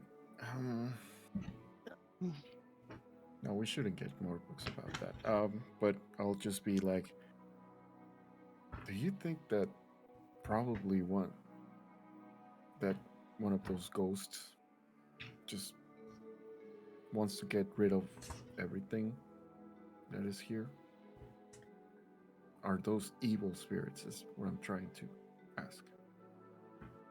I do not have enough information to make that judgment, but I can see why that would be a possibility. I'm not ruling it out.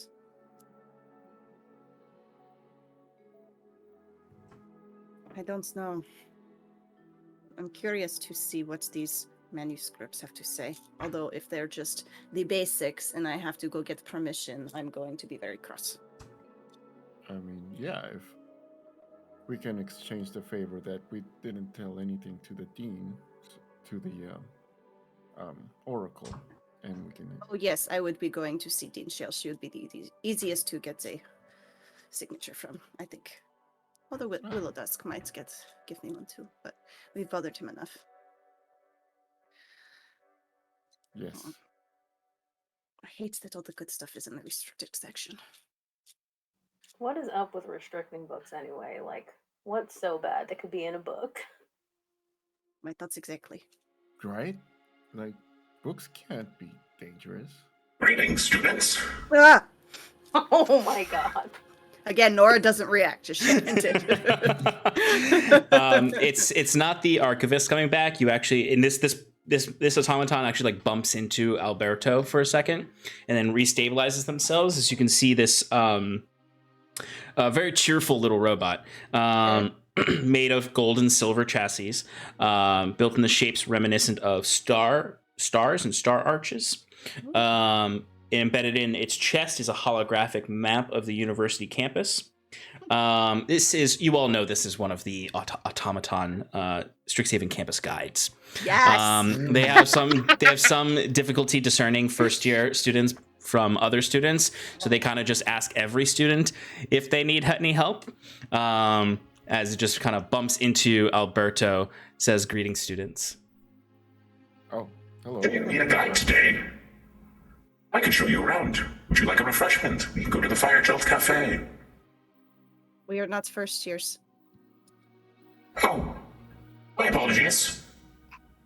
Well, if you need help, I will be over there. Carry on. Thank you. Carry on. Nothing to see here, unless there's something you want to see. And you see, He starts to bring up like different locations on campus on the holographic map on his chest. Turn around and just wait for this for the archivist to come back. Where we're- is the restricted section held in the library? the restricted section. Why would you need to know that? So we don't go there accidentally. Give me a persuasion roll. Oh my god. That was quick. Way to go, Lance. I'll give you either you can have advantage or Marine can also give a persuasion roll just when she asked the question. I shouldn't have said anything. Is what should happened. Oh no, I guess I'll do- you're good. What? You good. You do it, not me. I'm shaking Okay. my head because I'm just like, not me. Okay, so then you have advantage on the roll. Okay.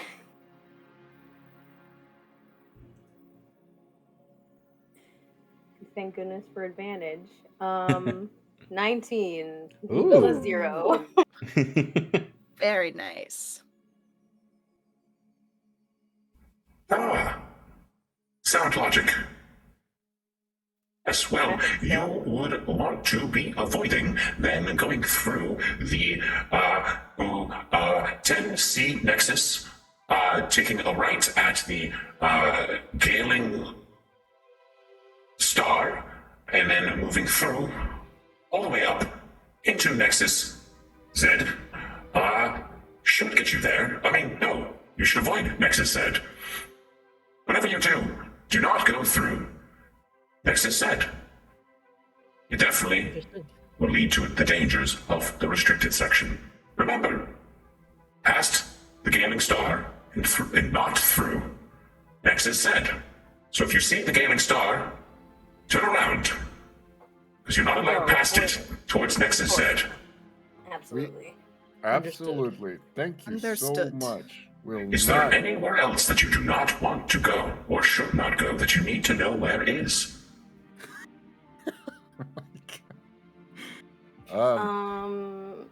Take your pick. Do we know where the location of the swamp is? The swamp? The bayous. They are surrounding Witherbloom's campus. Yeah, I know where they are. Okay. I can show you. Okay. This was a robo asking all you all, but okay. Yes, thank you so much, guide. Do faculty and staff all stay on campus? A very good question. Faculty and staff do have their own dormitories on campus, kept separate from the student dormitories. They do, although sometimes live here in rotations, since many of them have business and research elsewhere in the world. But there's always at least a few faculty members of any college living here at any time. The deans live here permanently, although they do have their own benches sometimes. And, of course, they go on sabbaticals at some moments. A great opportunity for new students to get research positions to build their resume for their careers after their time at Strixhaven. Sean, your university professor is showing. And the oracles also stay on campus, I would imagine. Of course, the Oracle has their own home here on campus. Okay. It has been the Oracle's home for centuries. Do they always stay in the same place? Like one oracle leaves and then the new oracle comes and moves into their house? Oh, well, the house never changes, but the position does change. Okay. That makes sense. Of course, a new Oracle, I'm sure, comes and brings their own decorative eye to the estate, but The general bones of the structure do not change. Sick. Anything else that I can tell you about or tell you to avoid? A new line of protocol. I've not thought of that before. I will definitely put this into my new tour guide speeches. Telling everyone exactly where to go. Where not to go. Yep. Excellent. And he immediately begins to walk backwards away from you, as tour guides do, and finds a new group of students and sees them and says, and basically is just like, "Hello there, can I tell you where not to go today?" And they look at him perplexingly, of course. But very shortly after, you would all feel kind of like a rush of wind as super fast behind you, you see just comes up the archivist with a stack of books in one arm. Excellent. That was fast. Thank you, Archivist. Of course. Here you go.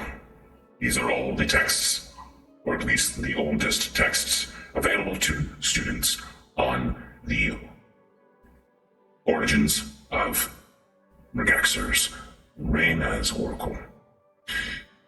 There were a number of them that were not available due to your status as a student. Expected But that. if you return with permission from a dean of one of the colleges, we will be able to give you access to those books. But only with permission from a dean. I heard you. Yes, thank you. Got it.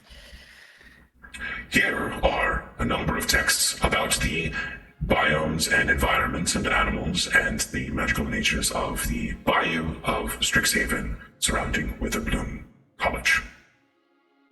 I have also secured a quiet study area for you all if you wish to proceed. Yes, please. Excellent. Good choice, students. Follow me now. And you see he turns around and starts moving very fast, and you will need to really hustle to keep up with him. Oh, they're really fast. They're Sprint going after. Kind of hustling and just kind of like hustle up next to Lance and just say, "Thanks for that save." Oh yeah, anytime. I say things without thinking, like all day, every day. Eventually, the archivist would reach a point where he would stop they would stop very abruptly, to the point where you all might even bump into the metal wheels at their base. And he just reaches their arm to the right, and it looks as though they grab reality, like it's a curtain, and just pull it aside. And you can see it just sort of like the reality, like he grabs a bookshelf that is very solid as far as you can see, and just pulls, and it just rips open in space-time a hole, like a curtain is being drawn, and he just holds his hands out to the emptiness that is behind that curtain. I stride right in. Cool. Lance Yeah. follows in, but he's trying to grab reality too. I'm unimpressed because I see this all the time. You have 1 hour reserved in this study lounge. If you need more, find an archivist and we will see if it is available and not taken up by a previous reservation. I will return in 1 hour to alert you that you must vacate the void. Okay. We get like a 10-minute warning, not just on the hour. That would be helpful. So we can clean up the books and all of that. We will alert you 10 minutes before your end time. And at the end time, you must vacate the void. Or you will be vacated by the void.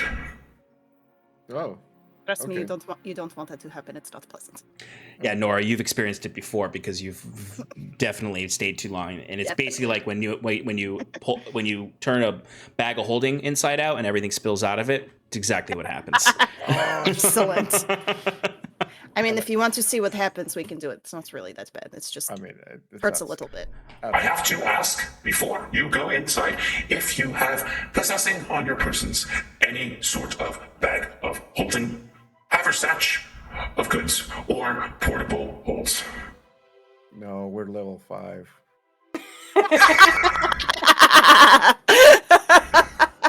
Our DM didn't let us pick magic items. Excellent. Well, if you are lying to me, a rip in reality and space will be severed upon your entrance into the study lounge, and you will be deposited somewhere in the cosmos. Good luck with your studies. I will be back in an hour. 10 minutes. In 50 minutes. I don't have any tip. I don't have any money to tip them. You don't need to do that. Oh, Such a dad. It doesn't happen here. Okay. No, not here. Thank But you can. There you go. I'm just imagining a dad like slipping like $5 rolled up between like the gears of the robot. Oh my god. So once you step in, the space is quite nice. Like you are absolutely stepping through like pitch dark, magical darkness. But once you step in, it's almost like these little candles all come alight at the same time when you step in. And you can see there is a nice long table. There is a chest in there that is covered in runes. And if you open it up, and Nora, you know these are supply chests that have everything you need to, parchment, pens, pencils, inks, whatever you need for your studies. They are provided in these chests. But there's a space in here that has a long study table, and you can get to it. I go over to the far end of the table with my books, plunk them down, say, "Nobody bother me for the next 20 minutes." Okay. I'll just sit down and just be like, okay, so this is new. Alberta, if you want, you can kind of look around the room. You could do an investigation check. Oh yeah, let me do that. Investigation 10. 10. Okay. You kind of wandering around looking at it. The walls are fairly simple. There are kind of like little sections of the walls that do have these like little runes on them, and you go up and you just kind of like press one. Oh yeah. And you see immediately like the wall comes apart in a modular form, very Quandrix of it, probably a design of a Quandrix student. And the wall opens up, and then you see kind of just falling down like a little tray. You see little ropes come up and grab onto it, and it's just hanging there with these wires holding it. And on it is a full kettle for making tea or coffee or anything you want. And the kettle blinks and opens its eyes. Oh my god. Says, "Oh, hey there. Welcome to the study lounge. Okay, it's been a while. What do you want, kid? I got tea, I got coffee, I got cocoa, I got hot water." I would like, please, to get hot coffee, please. All right, you got it, boss. And you see go ahead. I'm just yelling at this like people yell at stuff like, "Hey, can you please give me Alexa, please, Alexa." Okay, Google. Oh yeah. Okay, Google. Okay, Google. You see the kettle. It's just like, "Okay, buddy, calm down."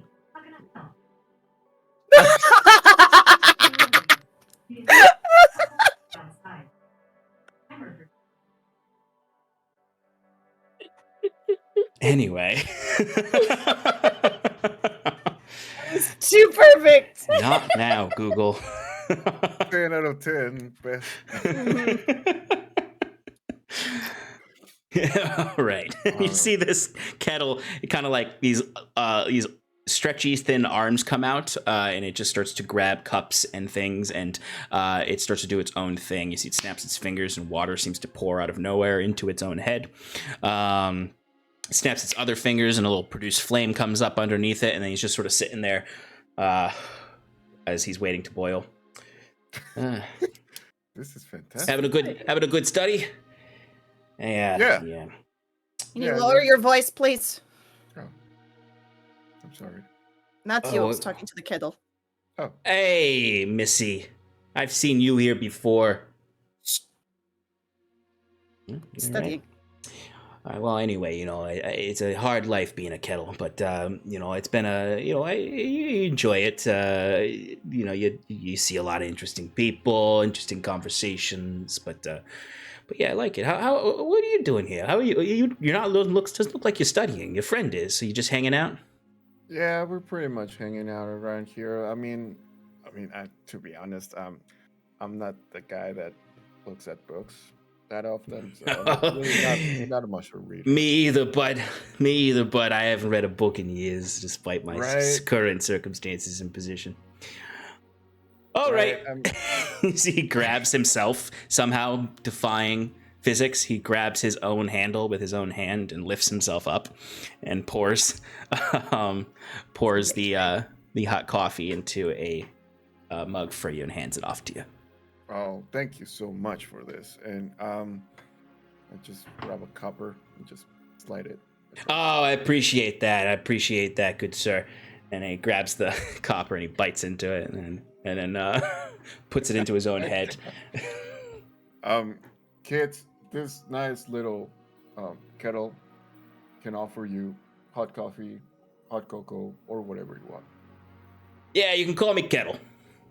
Thank you, kettle. All right. Well, if you need me, you just push this rune again. But for now, I'm gonna go back into my void. You see all the parts go, close him back up in. I'll never Amazing. get used to that. And I'll just sit down and drink my It's your hot best coffee. NPC ever. Kettle, the kettle. Kettle the kettle.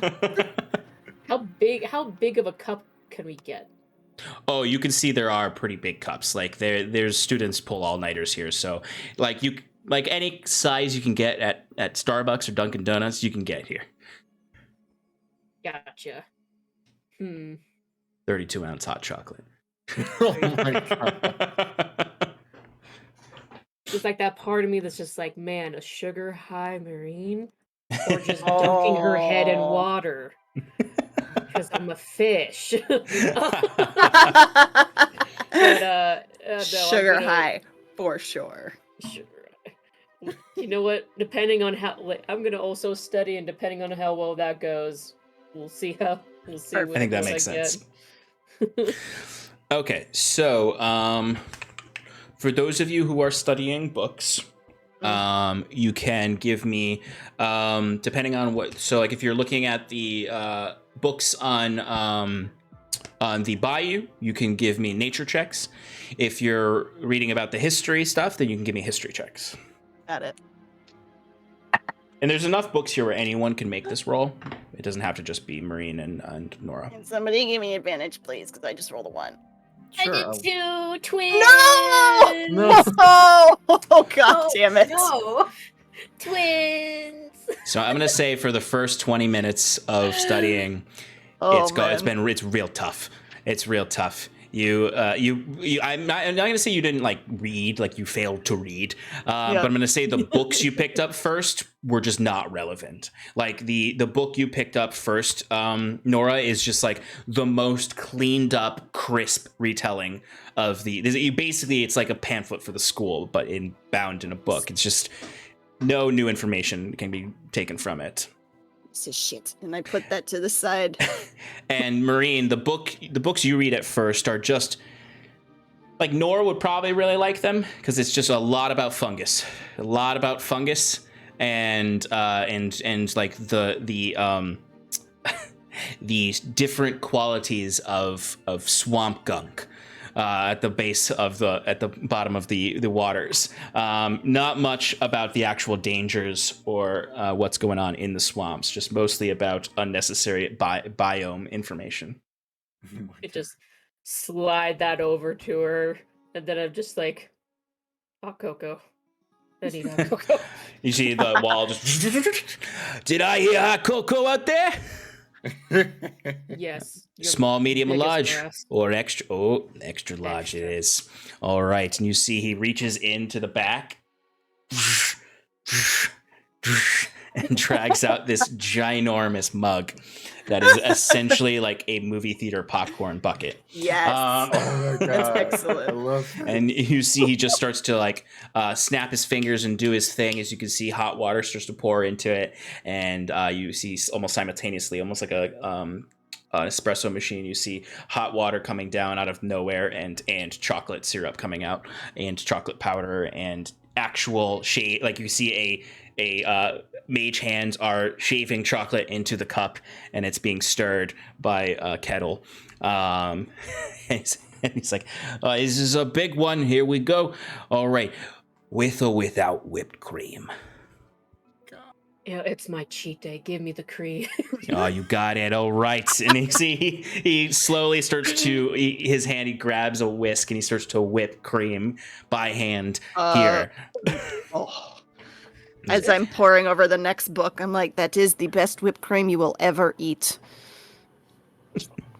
Oh god, I love this. I love this so much. And you see he just plops it down. It like as it hits the table, it bounces some of the books up. As it's like this almost like iron reinforced mug. And there is a big mountain of whipped cream on the top. And you see he comes over and he's like, and of course, final touches as he shaves a little bit of nutmeg on the top and then sprinkles cinnamon on it. And you see Kettle can leave his station. You see he's got like a little produced flame underneath him that's kind of like propelling him up like a rocket almost. And he's just like, okay, anything else you need from Kettle? Lance, how about you? Do you need anything? I think I'm good. I'm just enjoying the show, really. All right. Well, as I said, call for Kettle or press the button. I'll be in there in my void, just staring at the wall. Goodbye. Oh. Bye, Kettle. All right. Would you like to roll again and this time maybe ask for some help? Yes, please. Okay. All right. So Alberto and Lance can help you both to give you advantage, or you can split the rolls. Okay, yeah, I'll give you advantage. Yeah, same. Thanks, General. Dad. I don't know Thank you. how, because I'm just looking at the pictures and what's the picture? What's this picture? Better. Alberta finds a 17. really, really interesting picture that's actually super helpful. Yeah, I imagine Alberto is like looking through the books and just like, this one looks really old, so it might be good. Yeah. Maybe just And picking up the ones that I throw aside. Yeah, and actually, honestly, for Lance, like for looking at books to find out about the Bayou, it actually probably is a good strategy. Probably is to look at the pictures if you're looking for dangerous things. Okay, Yeah, so you got a 17 on your history check, Nora, and what did you get, Marine? Got a 16. 16. Woo! Okay. Almost Yeah. twins. Okay. Almost quits. And what specifically are you both looking for again? I am looking for any sort of conflict. That's the word I wanted. Conflict. Any sort of conflict between either Morgaxer and the rest of the heroes, or between Morgaxer and Jadzi. And I'm particularly thinking of the phrase Morgaxer must pay. So I'm looking for some kind of account that might be something he'd need to pay for. Okay, you got a 17? No, that was me. Are you talking to me? Or I am talking to you, yeah. Okay, yes, yeah. Yes, I got a 17. Okay. And Marine, what are you looking for particularly? I'm looking basically for like the dangers in it, like, you know, what like inhabits what lives there? What danger? What lives there?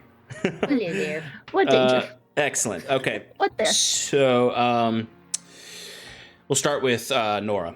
So a few things that you do find. There's not a lot of accounts of the interpersonal relationships that goes once the heroes kind of got banded together. There is some stuff about their lives right before the conflict. about their studies, how well they did as students. There are some, I'd say with a 17, you do notice that it feels like just reading it, you've studied enough things that you feel like there's just huge gaps in information, where it feels like it even feels like the paragraphs are missing. Not even like there's been left out. Like the sentences don't always connect to the next sentence.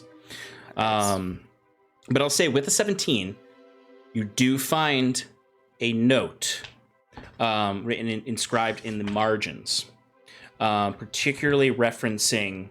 Where'd my notebook go? Yeah, my notebook.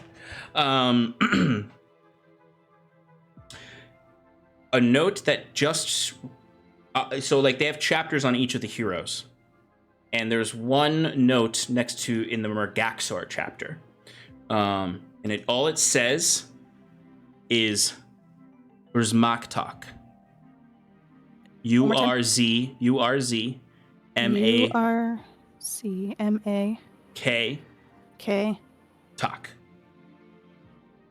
Like TikTok or like TikTok. Okay. Like TikTok. Got it. It just says Urzmaktok. Urzmaktok. Got it. TikTok. Yup. TikTok. TikTok. And it says Urzmaktok journal. Urzmaktok's journal, like possessive, like this is a person. Yep. Bet that's in the fucking restricted section. For Marine, you with a 16 would find some notes about the different creatures that exist in the bayou. There's one that's talking about there are the somewhat territorial Groffs, Groff, which are you see kind of an illustration of them. They are essentially combine a wolf with a shambling mound. So they're basically plant wolves. You see they're kind of made up of vines and bark-like claws and different mosses and things that create these shaggy swamp creatures with canine faces, glowing blue eyes, ravenous carnivores. And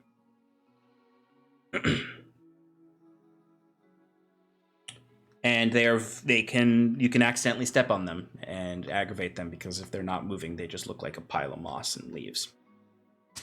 So they're particularly important to watch out for because they're very territorial.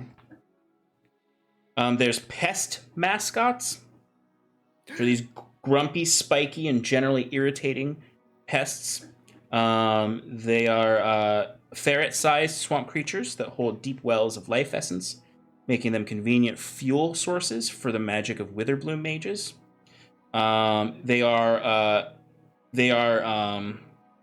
the mascot of the Witherbloom College, and they are spiky caterpillars, basically, with big spiky mouths, and they're purple with green spots on them. Thank you. They're super cute. Okay. They're super cute and bitey. And bitey. Somebody has got to stop me because I am totally gonna pet one of those.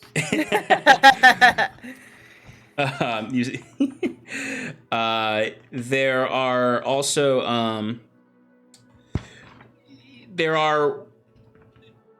a particular danger are lost Witherbloom students can be particularly dangerous in there. Like, not like being lost, but like Witherbloom students who have become one with nature, essentially, and have sort of lost their sentience necessarily to becoming infused with nature. Think the pirates in the Flying Dutchman in Pirates of the Caribbean, except it's for a swamp. Do you tell their parents? Oh, shit. Well, that's the thing. This is why I didn't make this a high school, but made it a college. It's a little bit because you don't have to talk to them. Because they did not sign their FERPA forms. Become children of the corn. Oh my god.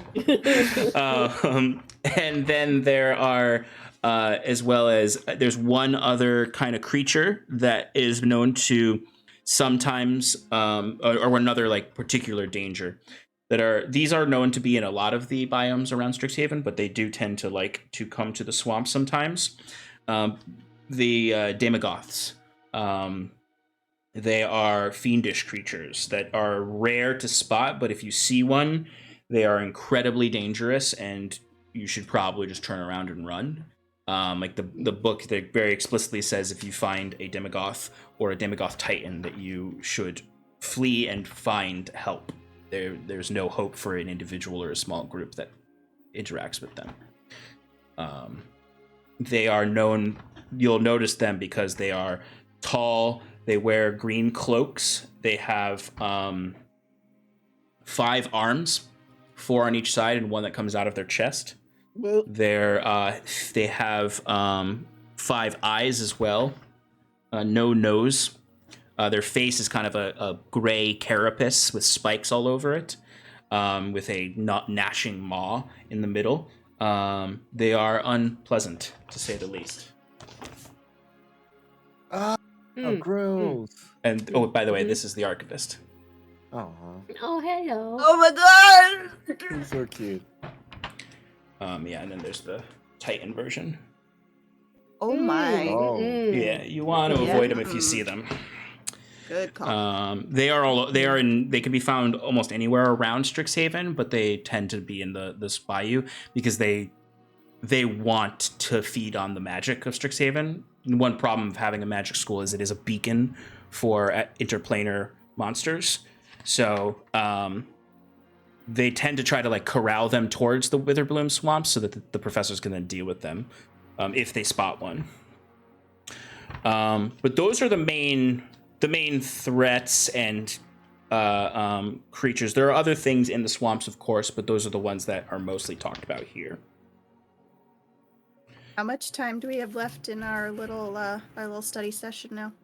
You have 20 minutes left. But the other thing too is like you can do more studying throughout the week here. Like you can come back with these books, or you can also take the books home with you. That wasn't why I was asking. Oh, okay. I slammed the book shut, feeling like I've gotten all the information I'm going to be able to get out of the books that have been brought. Does anybody want to take a little walk with me? Sure. We'll take a walk. Anything to get me out of here. Yeah, totally. All right. Yeah, those of you who are less studious might start to feel a little claustrophobic Fancy. being in here this long. Maureen, do you want to come, or are you going to stay? I was drinking like half of this thing by now, and she's just like, "Where are you going?" For a walk. Well, walk Around- to where? To the back of the library. Not where we shouldn't. Hold up. Oh god, that's so Ge- much sugar. Give me a Okay. give me a quick dexterity saving throw. Oh no. no. I'm gonna fall out of my chair. Dex save. Don't spill it. Don't spill it. Don't I mean, at spill least it. I'm a ranger. That's 18. Okay, you're fine. not You're bad. fine. It was only a 10 DC, but I wanted to see if you spilled the rest of the hot chocolate on your face. No, Leave a no, hot no. chocolate trail everywhere we Just- go. Yeah. If that had happened, if that had happened, you can't come. I am coming. Damage all the books with hot chocolate. Yeah. When we leave this room, does the archivist get alerted that there's nobody left in there, or is it ours up until the last? It's yours up until the last second. All right. Yeah, so you can walk in and out. You can definitely walk in and out. Okay. There may be an archivist nearby who notices you and is just like comes up and be like, "What can I help you with?" Yep. All right. Okay. So I will be like, all right. I do advise you to just stay a little quiet. We are in a library, after all. Time has passed since the thing. Okay, so on it, pass without a trace. Nice. Yeah, this is Very this is nice. this is a whole nother day. That's like not. And this is not even like the next day. This is like a week later. Okay. Very So you nice. should have all of your stuff back in long rest. Awesome. Sean, I'd like to take the path to the restricted section, please. Oh my. Okay, we go through Nexus C11, past the Galing Star towards The Nexus next, Z. Nexus Z. Yep. Okay, all right. Woo! Let's see if you can comprehend the twisting labyrinth that is the Biblioplex. This is like my second home, so Okay, so I give think me. that I should have advantage on these rolls, but So first, everyone, give me your stealth checks Plus 10. to move along Oh, this path in a. God, I miss Scarlet's stealth. The You plus don't got your plus 16 or whatever you have. 15. Stealth? Yes, stealth, Oh. please. Jesus Christ. Okay. We get plus 10. Yeah. Oh. How am I so stealthy? Oh, because of an owl. 18. I rolled pretty bad. I rolled worse. I got a 16. A 10 came in clutch. I did. I'm sorry, was it 16 and what was Lance's? 18. 18. Okay, Alberto. 32. Jesus. Oh I know. boy. That is a Uh, quiet owl. I know. I'm surprised myself too. Marine. 31. Good shit. God. Let me see if any archivists notice you. Is their perception? It's Okay. bad. Surprisingly, it's not that good. They're better at what you would imagine, information, like history and arcana and nature. Okay, first one definitely does not notice you all with a natural 1. Second one does not notice you all with a natural 2. There is the last one does get a 17. Oh. So, but what I would allow is for Alberto and Marine's rolls to have been so high, especially because it's only 1 point more than what you rolled, that part of the stealthing through is maybe the two of you distract this archivist as it notices your friend. I just extend my wings like, oh boy. You and Oh. little mage hand to knock a book off a shelf. Oh yeah. Nice, yeah. Yeah, because you even like you notice like they look and they go, Ah, Nora. So strange to see you not in one of the set lounges. as I imagine Nora was sort of like slowly creeping along. Yep. But then suddenly there's a book gets knocked over and Alberto kind of like goes and kind of intersects between the two of you. Almost like it just completely like goes and picks up the book and puts it away. Like it didn't stop its conversation with you, but it moved away and put it away, and then suddenly it turns around. It's like goes back to its business. Love it. What I need from you, Nora, though, right now is an Arcana check. Sure. Or Arcana, I'll say Arcana or Survival. Survival's better. Okay, go for Survival. This is you trying to guide the party through the Biblioplex and its complexities. It's not bad. 18. It is just what you needed. So it does take a little while though, because Yep. you just met the DC. Right. So basically it takes you the better part of the rest of the day actually to find this area. Oh crap! So Like- our time in the room has elapsed. Yeah, your time in the room has definitely elapsed, and there's basically someone like you. if you're not there, but someone over there is just sort of like holding, like a kid is holding a new book and is like, it's my turn. When are they going to get out of there? And then suddenly it just sort of like shoots out all of your books into this kid's face and anything you left in there. And you just see this big mug just the big mug comes out and hits the kid in the head. And he's like, oh. But the rest of you start to make your way through the quadrix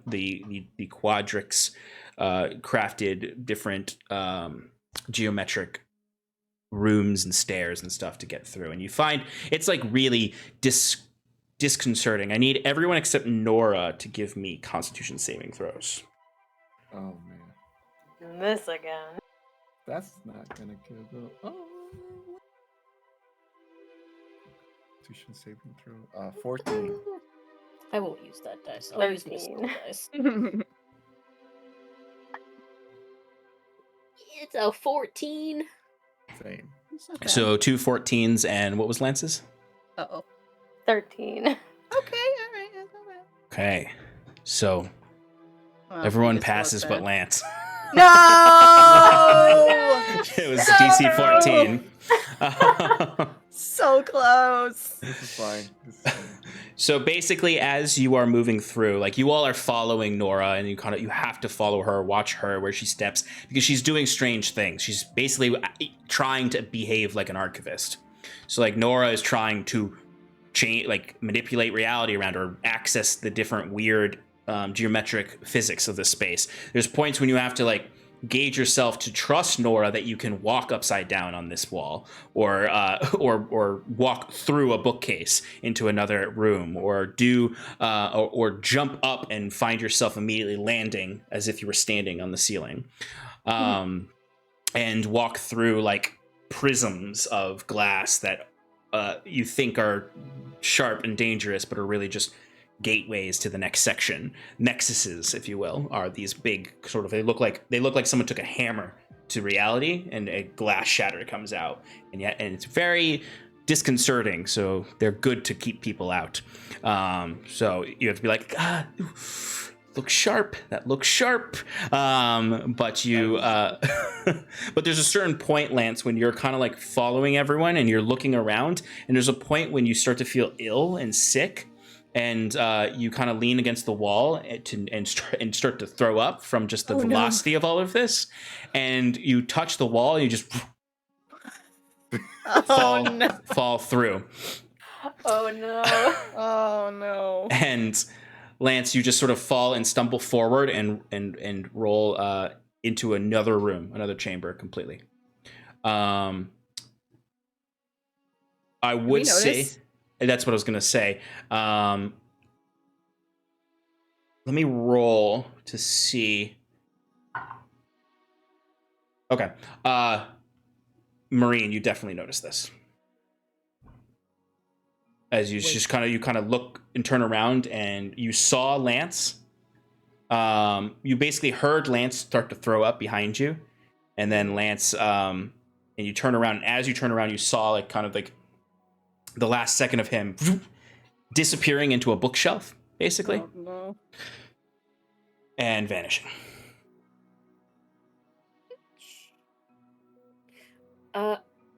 Alberto, hold my hand. Okay. And I'm going to try to just reach into the void and grab him and pull him back out. Okay, Lance, you are falling. Slowly. Slowly, yes. This is actually interesting because it's interesting because you're a monk with slow fall, but you find yourself just falling and falling and falling and falling. And as you're falling, you then look and you see a hand sticking out of the wall, reaching out, which is Marine's hand. You could recognize as you've somehow fallen into an endless fall. That's all this is an endless fall. Presumably this is some like slip dimensionally in this library that is sort of just like happens when you have so much magic all over the place that occasionally it's just sort of like a void happens. That usually archivists scan the library consistently to try to clear these up, but you fell into one that hasn't been found yet, and you just were falling over and over again until you see the hand sticking out, and you can try to catch on and get pulled back out. So what I'd say is give me a acrobatics check or athletics, and Marine, give me a athletics check. Basically doing a grapple rule here. Just 13. Luckily I have athletics specialty, so that's a 20. Nice. Okay, with those together, that will do it. And you, mainly, that what this does is because Marine rolled well, so she grabs your hand, but because she rolled really well in athletics, you don't accidentally pull everyone into the void. And with Alberto holding on as well, you're able to catch on. Like, it's weird because Marine, you kind of hear like very muted and muffled the sound of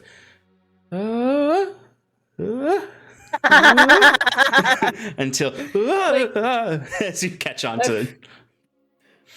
I feel like at first it's just like yelling, but then like I just imagine Lance being like, "Man, this is long." Kind of been falling. Is that a hand? For a while.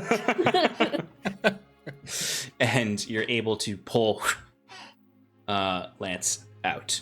And you're able to catch back up with Nora and proceed. We did not stop these.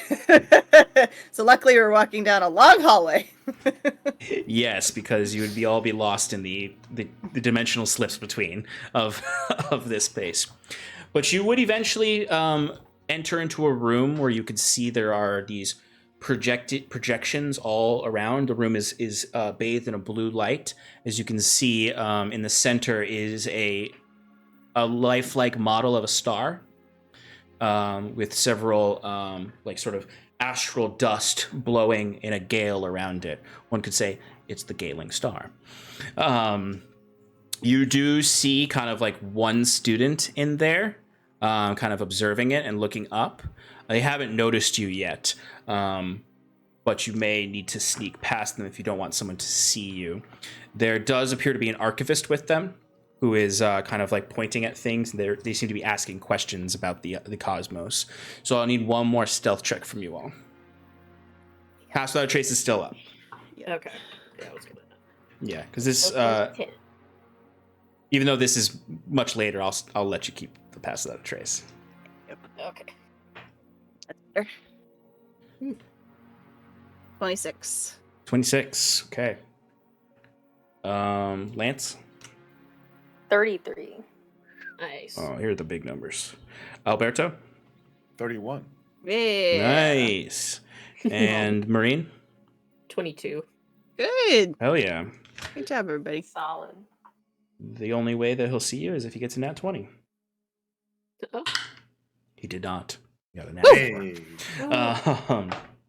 Okay, so you slip through the Galing Star area, and you're able to find the hallway past it. Now, this hallway is immediately unfriendly looking. It's kind of like the way in they had that what is it in Disney World, the green color they created that makes people not want to look in that space. They cover all their like staff offices with it so people don't notice it and focus on the park. But it's basically like darker. There's very dim light. The walls are made of an unfriendly rough stone. The floor becomes a lot more knobby, almost like if you've ever been to an actual like castle ruin. It's the way the floors are uneven and easy to trip over as you go through this space. And about halfway through, you realize that you can't see anything as you're walking, as if you're in a natural a magical darkness. Like any of you with dark vision wouldn't be able to even see the kind of black and white that you usually can see with dark vision. You can hear the sounds of your feet though, and you're still stepping on stone, but it's complete magical darkness here. Does dancing lights go through magical darkness? It does not. All right. Well, then never mind. You can keep walking if you want to, but you can't see where you're going. Yeah, that's pretty much. I'll just keep walking. Yeah, without. Yeah, I'm just walking around. All right, let's get a marching order. Yeah, I want to use, like... Let me look at what I have on me. Because... I guess I'm gonna use my freaking bow, my longbow, as like a walking stick just to feel in front of me. I don't want to fall through time and space like Lance. Yeah, you could definitely do that. But what's the order that you all are walking in? I'm first. Yeah. Nora's first. I'll probably last. Okay. Be last. I can go after Nora. Okay. We'll be Probably put Lance at second so he doesn't throw up and fall through space again. can focus on where Nora's going, or at least could.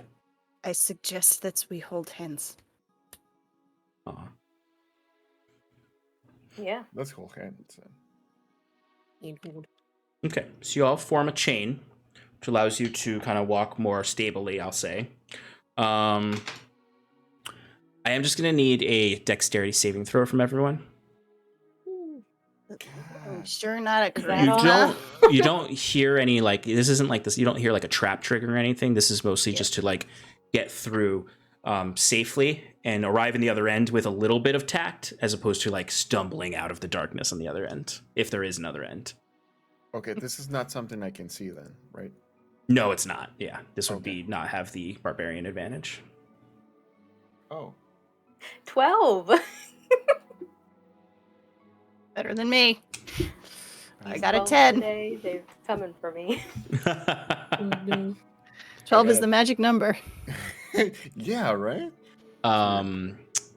What did you I get, got Marine? I got a 16. 16, and then Alberto? 13. Ooh, okay. Marine, you were the only one who passed. Great. So, yeah. You get to the end of the darkness, Nora, and Lance shortly behind. Marine, you kind of are taking it slow, and you kind of feel Alberto kind of like bump into you at the end and almost fall past you as you kind of move to the side, as you're all kind of bumping into each other at the end here. And Nora, you immediately notice that you step out and it's not a continued path, it's a fall. And you immediately fall. Lance, you were holding Lance's hand. Lance immediately goes tumbling with you. Marine has the sense to let go.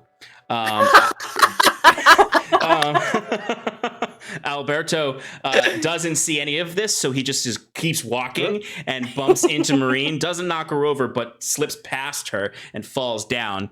The three of you land in you hear a loud crunching and grinding sound when you land, because you look around and it looks as though this entire space looks like you landed in sea glass. Like there's an entire like room full where the floor is completely filled with sea glass, all in different fractals, all a bluish color, and they all slightly glow. It's a circular chamber, and you can notice on the other side of this chamber, from the height, the mezzanine where Marine is, there is another door on the other end. But it's a very tight mezzanine where basically you're walking where only like you can fit your foot sideways on it. It's not really a mezzanine. It's more of just a little tiny ledge. You can imagine these are all the natural ways they keep people from the restricted section. You would actually notice on the ceiling there are like kind of like these rails with these little doors on the ceiling where you can clearly see the archivist can just like go through a secret door and go across the ceiling on these rails to get past all of this. Oh my God. Marine, you particularly notice that with your passive perception. In this room, this is the first room you could really notice it. But as you're all landing down there, what would you like to do? It's like a good like 25-foot fall.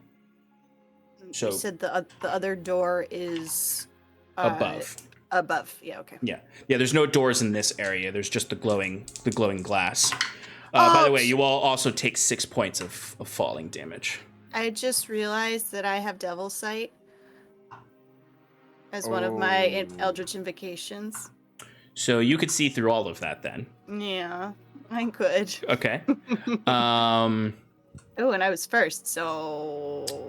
So what I'll do is I will give you all advantage on the rolls that you all just failed, so you can try rolling again, those who fell. Nora, I would say... Yeah, I'd say still roll. Oh, that's What'd you get? I got natural 20. Okay, you're good then. You didn't fall. Yeah. Lance, I got a dirty 20 this time. Woo! you do not fall. Alberto? 30-20. Okay. So then then nothing happens. You all are Beautiful description. It was beautiful. No, you're still you just don't fall in. You are still on the edge of the mezzanine. Yeah. Yeah. So you do still see all of that, but you don't fall into the glass. And what I was about to describe doesn't happen. There's something underneath that glass. I also just realized that I fly. That I can fly. Oh yeah. Okay. So what do you want to do now? I'm gonna fly us to that other door. Yes, how many people can you take? I don't know how much. I'd say one at a time. Yeah, I can try it one at a time. Let's we And I'll should just- probably go see if there's anything. Can you take me over there and I will look at the door and see if there's anything Sure, protecting it? I'm pretty sure there will be. sure. And I'll just grab you and Yay! Whee! Suddenly, you get pulled to the ground. No. Ah! You get to the other side. And Nora, give me an investigation check for the door. 21. Okay. The door is a plain wooden door with a doorknob. And Does it have a knocker? it does have a knocker. It's a door. Nothing. I mean, you can magical see about there's. Give me an Arcana check, in addition to the investigation check. it. 13. It doesn't appear magical, but in your experience, the most mundane things at Strixhaven are usually pretty souped up with magic. Hmm.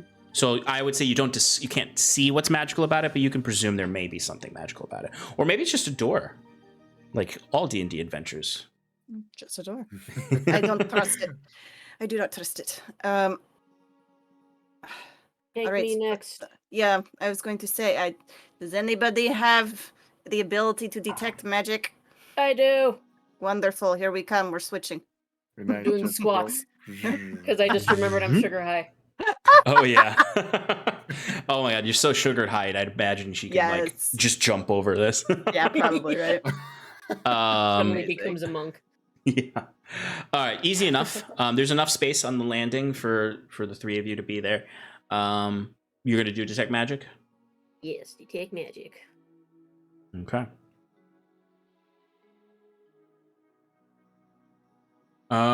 So with detect magic, what's the radius on it again? Detect magic has a radius of 30 feet within Okay. me. First things first. The glass below is magical. And the door does have a magic lock on the doorknob. There is some kind of arcane lock there. There are two types of magic you can notice in the glass.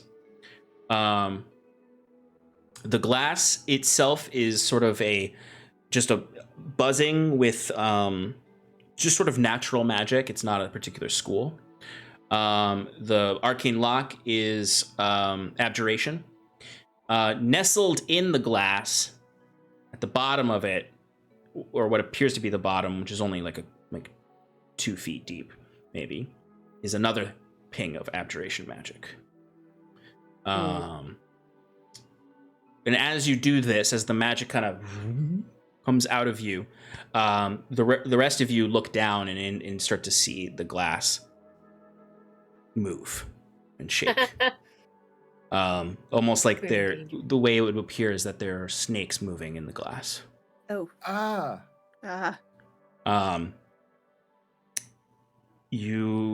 Everyone give me a history check. Or a nature check. Nature check. Either one. Oh, net 20. Net Woo! 20 nature. 8. Okay. You're not gonna believe me, but it's a 12. Oh my god! So many 12s. So this didn't have a particularly hard DC. Nora, you did fail though. Thanks. But these are very clearly fractal mascots in here, and there are a lot of them. They're basically, to the untrained eye, a fractal mascot looks like a creature made from facets of hard light or glass. But arithmencers know that these fractals are actually living equations. Artificial life forms created by extrapolating magic from the mathematical patterns in nature. Because of this, they are the mascot of Quandaries. But basically, they appear like fractal glass and light snakes, and they're swarming in this pool of fractal glass. You can probably pinpoint there's at least 3 that you can see at this point, maybe 4. But they're swimming around in there, and they're clearly meant to protect the whatever's in there, that other ping of abjuration. They look like this. Oh my. Oh, cool. They're swimming around in there, and they don't like that someone used magic in here. And you can see one of them kind of crawling up. They can't really crawl up the sides. It's not there's not enough there for them to grab onto. But you can see one kind of does come up, and you can see it's like the crown kind of comes off in these fractals as it's just hissing up at you all. And then kind of like dissipates back into there, and in the whole, everything is all kind of vibrating down there right now. But with that threat here and the need to get this abjuration tool below is where we're going to end today, because we are a little bit over time. So we will come back next week with you all breaking into the restricted section 2 weeks from now, breaking into the restricted section to get some information about this Urzma TikTok, and in their journal to find out some information about the origins of Would have the been Oracle. easier to go get their signs note. Potentially, but you're here. Yeah, but we're here now. All right, folks, thank you so much for joining us for episode 2 of the Arcane Quandaries of Strixhaven. We hope you had a lot of fun. We will be returning in 2 weeks to continue this adventure and see where they go next to solve this mystery of the ghost and the story here. All right, really quickly, everyone, we're going to just do a very quick your favorite moment from today's episode and who you are, and then we'll go ahead and rate someone. So let's go in reverse order from the beginning and start with Sarah. My favorite moment was I have forgotten everything that's happened. I know, right? The kettle. The kettle. Yeah. Kettle the kettle. And the mysteries that he holds. Excellent. And who are you, and where can we find you? Sarah. Sarah, you can find me at Serendipity Cause everywhere. Excellent. All right, Jorge. Hello, it's me, Jorge, RoboGoblin of TTRP Gifts. You can find me at TTRP Gifts on Twitter. And what is my favorite moment? Probably the story of the professor that the professor told us. I really, as a lore junkie, I love that kind of stuff, lore. And that's me. Excellent. All right, Kelsey. Hi, I'm Kelsey, also Roguzu on Twitter and YouTube. I draw stuff, I tell stories. They're very interesting. He's very good at it. Yeah, thank you so much. You're welcome. And I've been playing Marine, and my favorite moment is probably when that guide robot came up. We were just like, we're not freshmen. He's like, oh shit. Like the immediate just like, oh no. I love interacting with him. Love that. And Shannon. I had a lot of favorite moments, all of which what you've already said. But I really like Kelsey. I liked your decision to give Marina sugar high. I liked that you thought that out loud and we're just like, do it. And it was great, just doing squats, and I loved it. Amazing. And I'm Shannon, SRB25 on all social media. This is my nerd home. Do a lot of stuff here. I community manage, I play, I hang out and chat, and we have fun here. Thanks for being here today, everybody, and watching. Sean, who are you? And what's your favorite part? I am Sean O'Donovan. I am a human being. I am a streamer. I am a writer, a filmmaker, a teacher. I'm the creative director of Paradise Productions, and your DM today and on Mondays for Advantage in Paradise. My favorite moment. So I'd like to give one for everybody. Shannon, I love that Nora is. I like that she's just such a space cadet, but also super determined towards the individual things. I like that she's just sort of like. I also like that you're really doing really well is going with the flow of Strixhaven. You know, like when I mention anything about the bibliopex, you're like, oh yeah, I know, I've been here before. I think that's really fun, especially for being in a new environment, a new world. And Strixhaven is such a vast, amazing thing, and like this is a mixture. A lot of this is a mixture of actual Strixhaven lore and my own twist on things. For my first time actually like having a book for a setting in front of me to use, because I usually just make everything up. But you've done a really great job of jumping in and on that. I think my favorite Alberto moment, hands down, was thinking about tipping the robot. And of course, comforting the student who lost his toad friend. But still fitting a dad joke in there, a dad pun. Commit to the bit. Absolutely. I think besides all the 12s that Lance rolled, I did absolutely absurd. Right? I loved Lance's reaction to the professors, particularly. Lance kept like comforting them for their doubts. Which I thought was really fun, because you imagine like these professors who are either sad or uncertain about themselves, and this really confident student being like, "Don't be so mean to yourself. You got this." I'm proud of you. Exactly. Particularly Shale.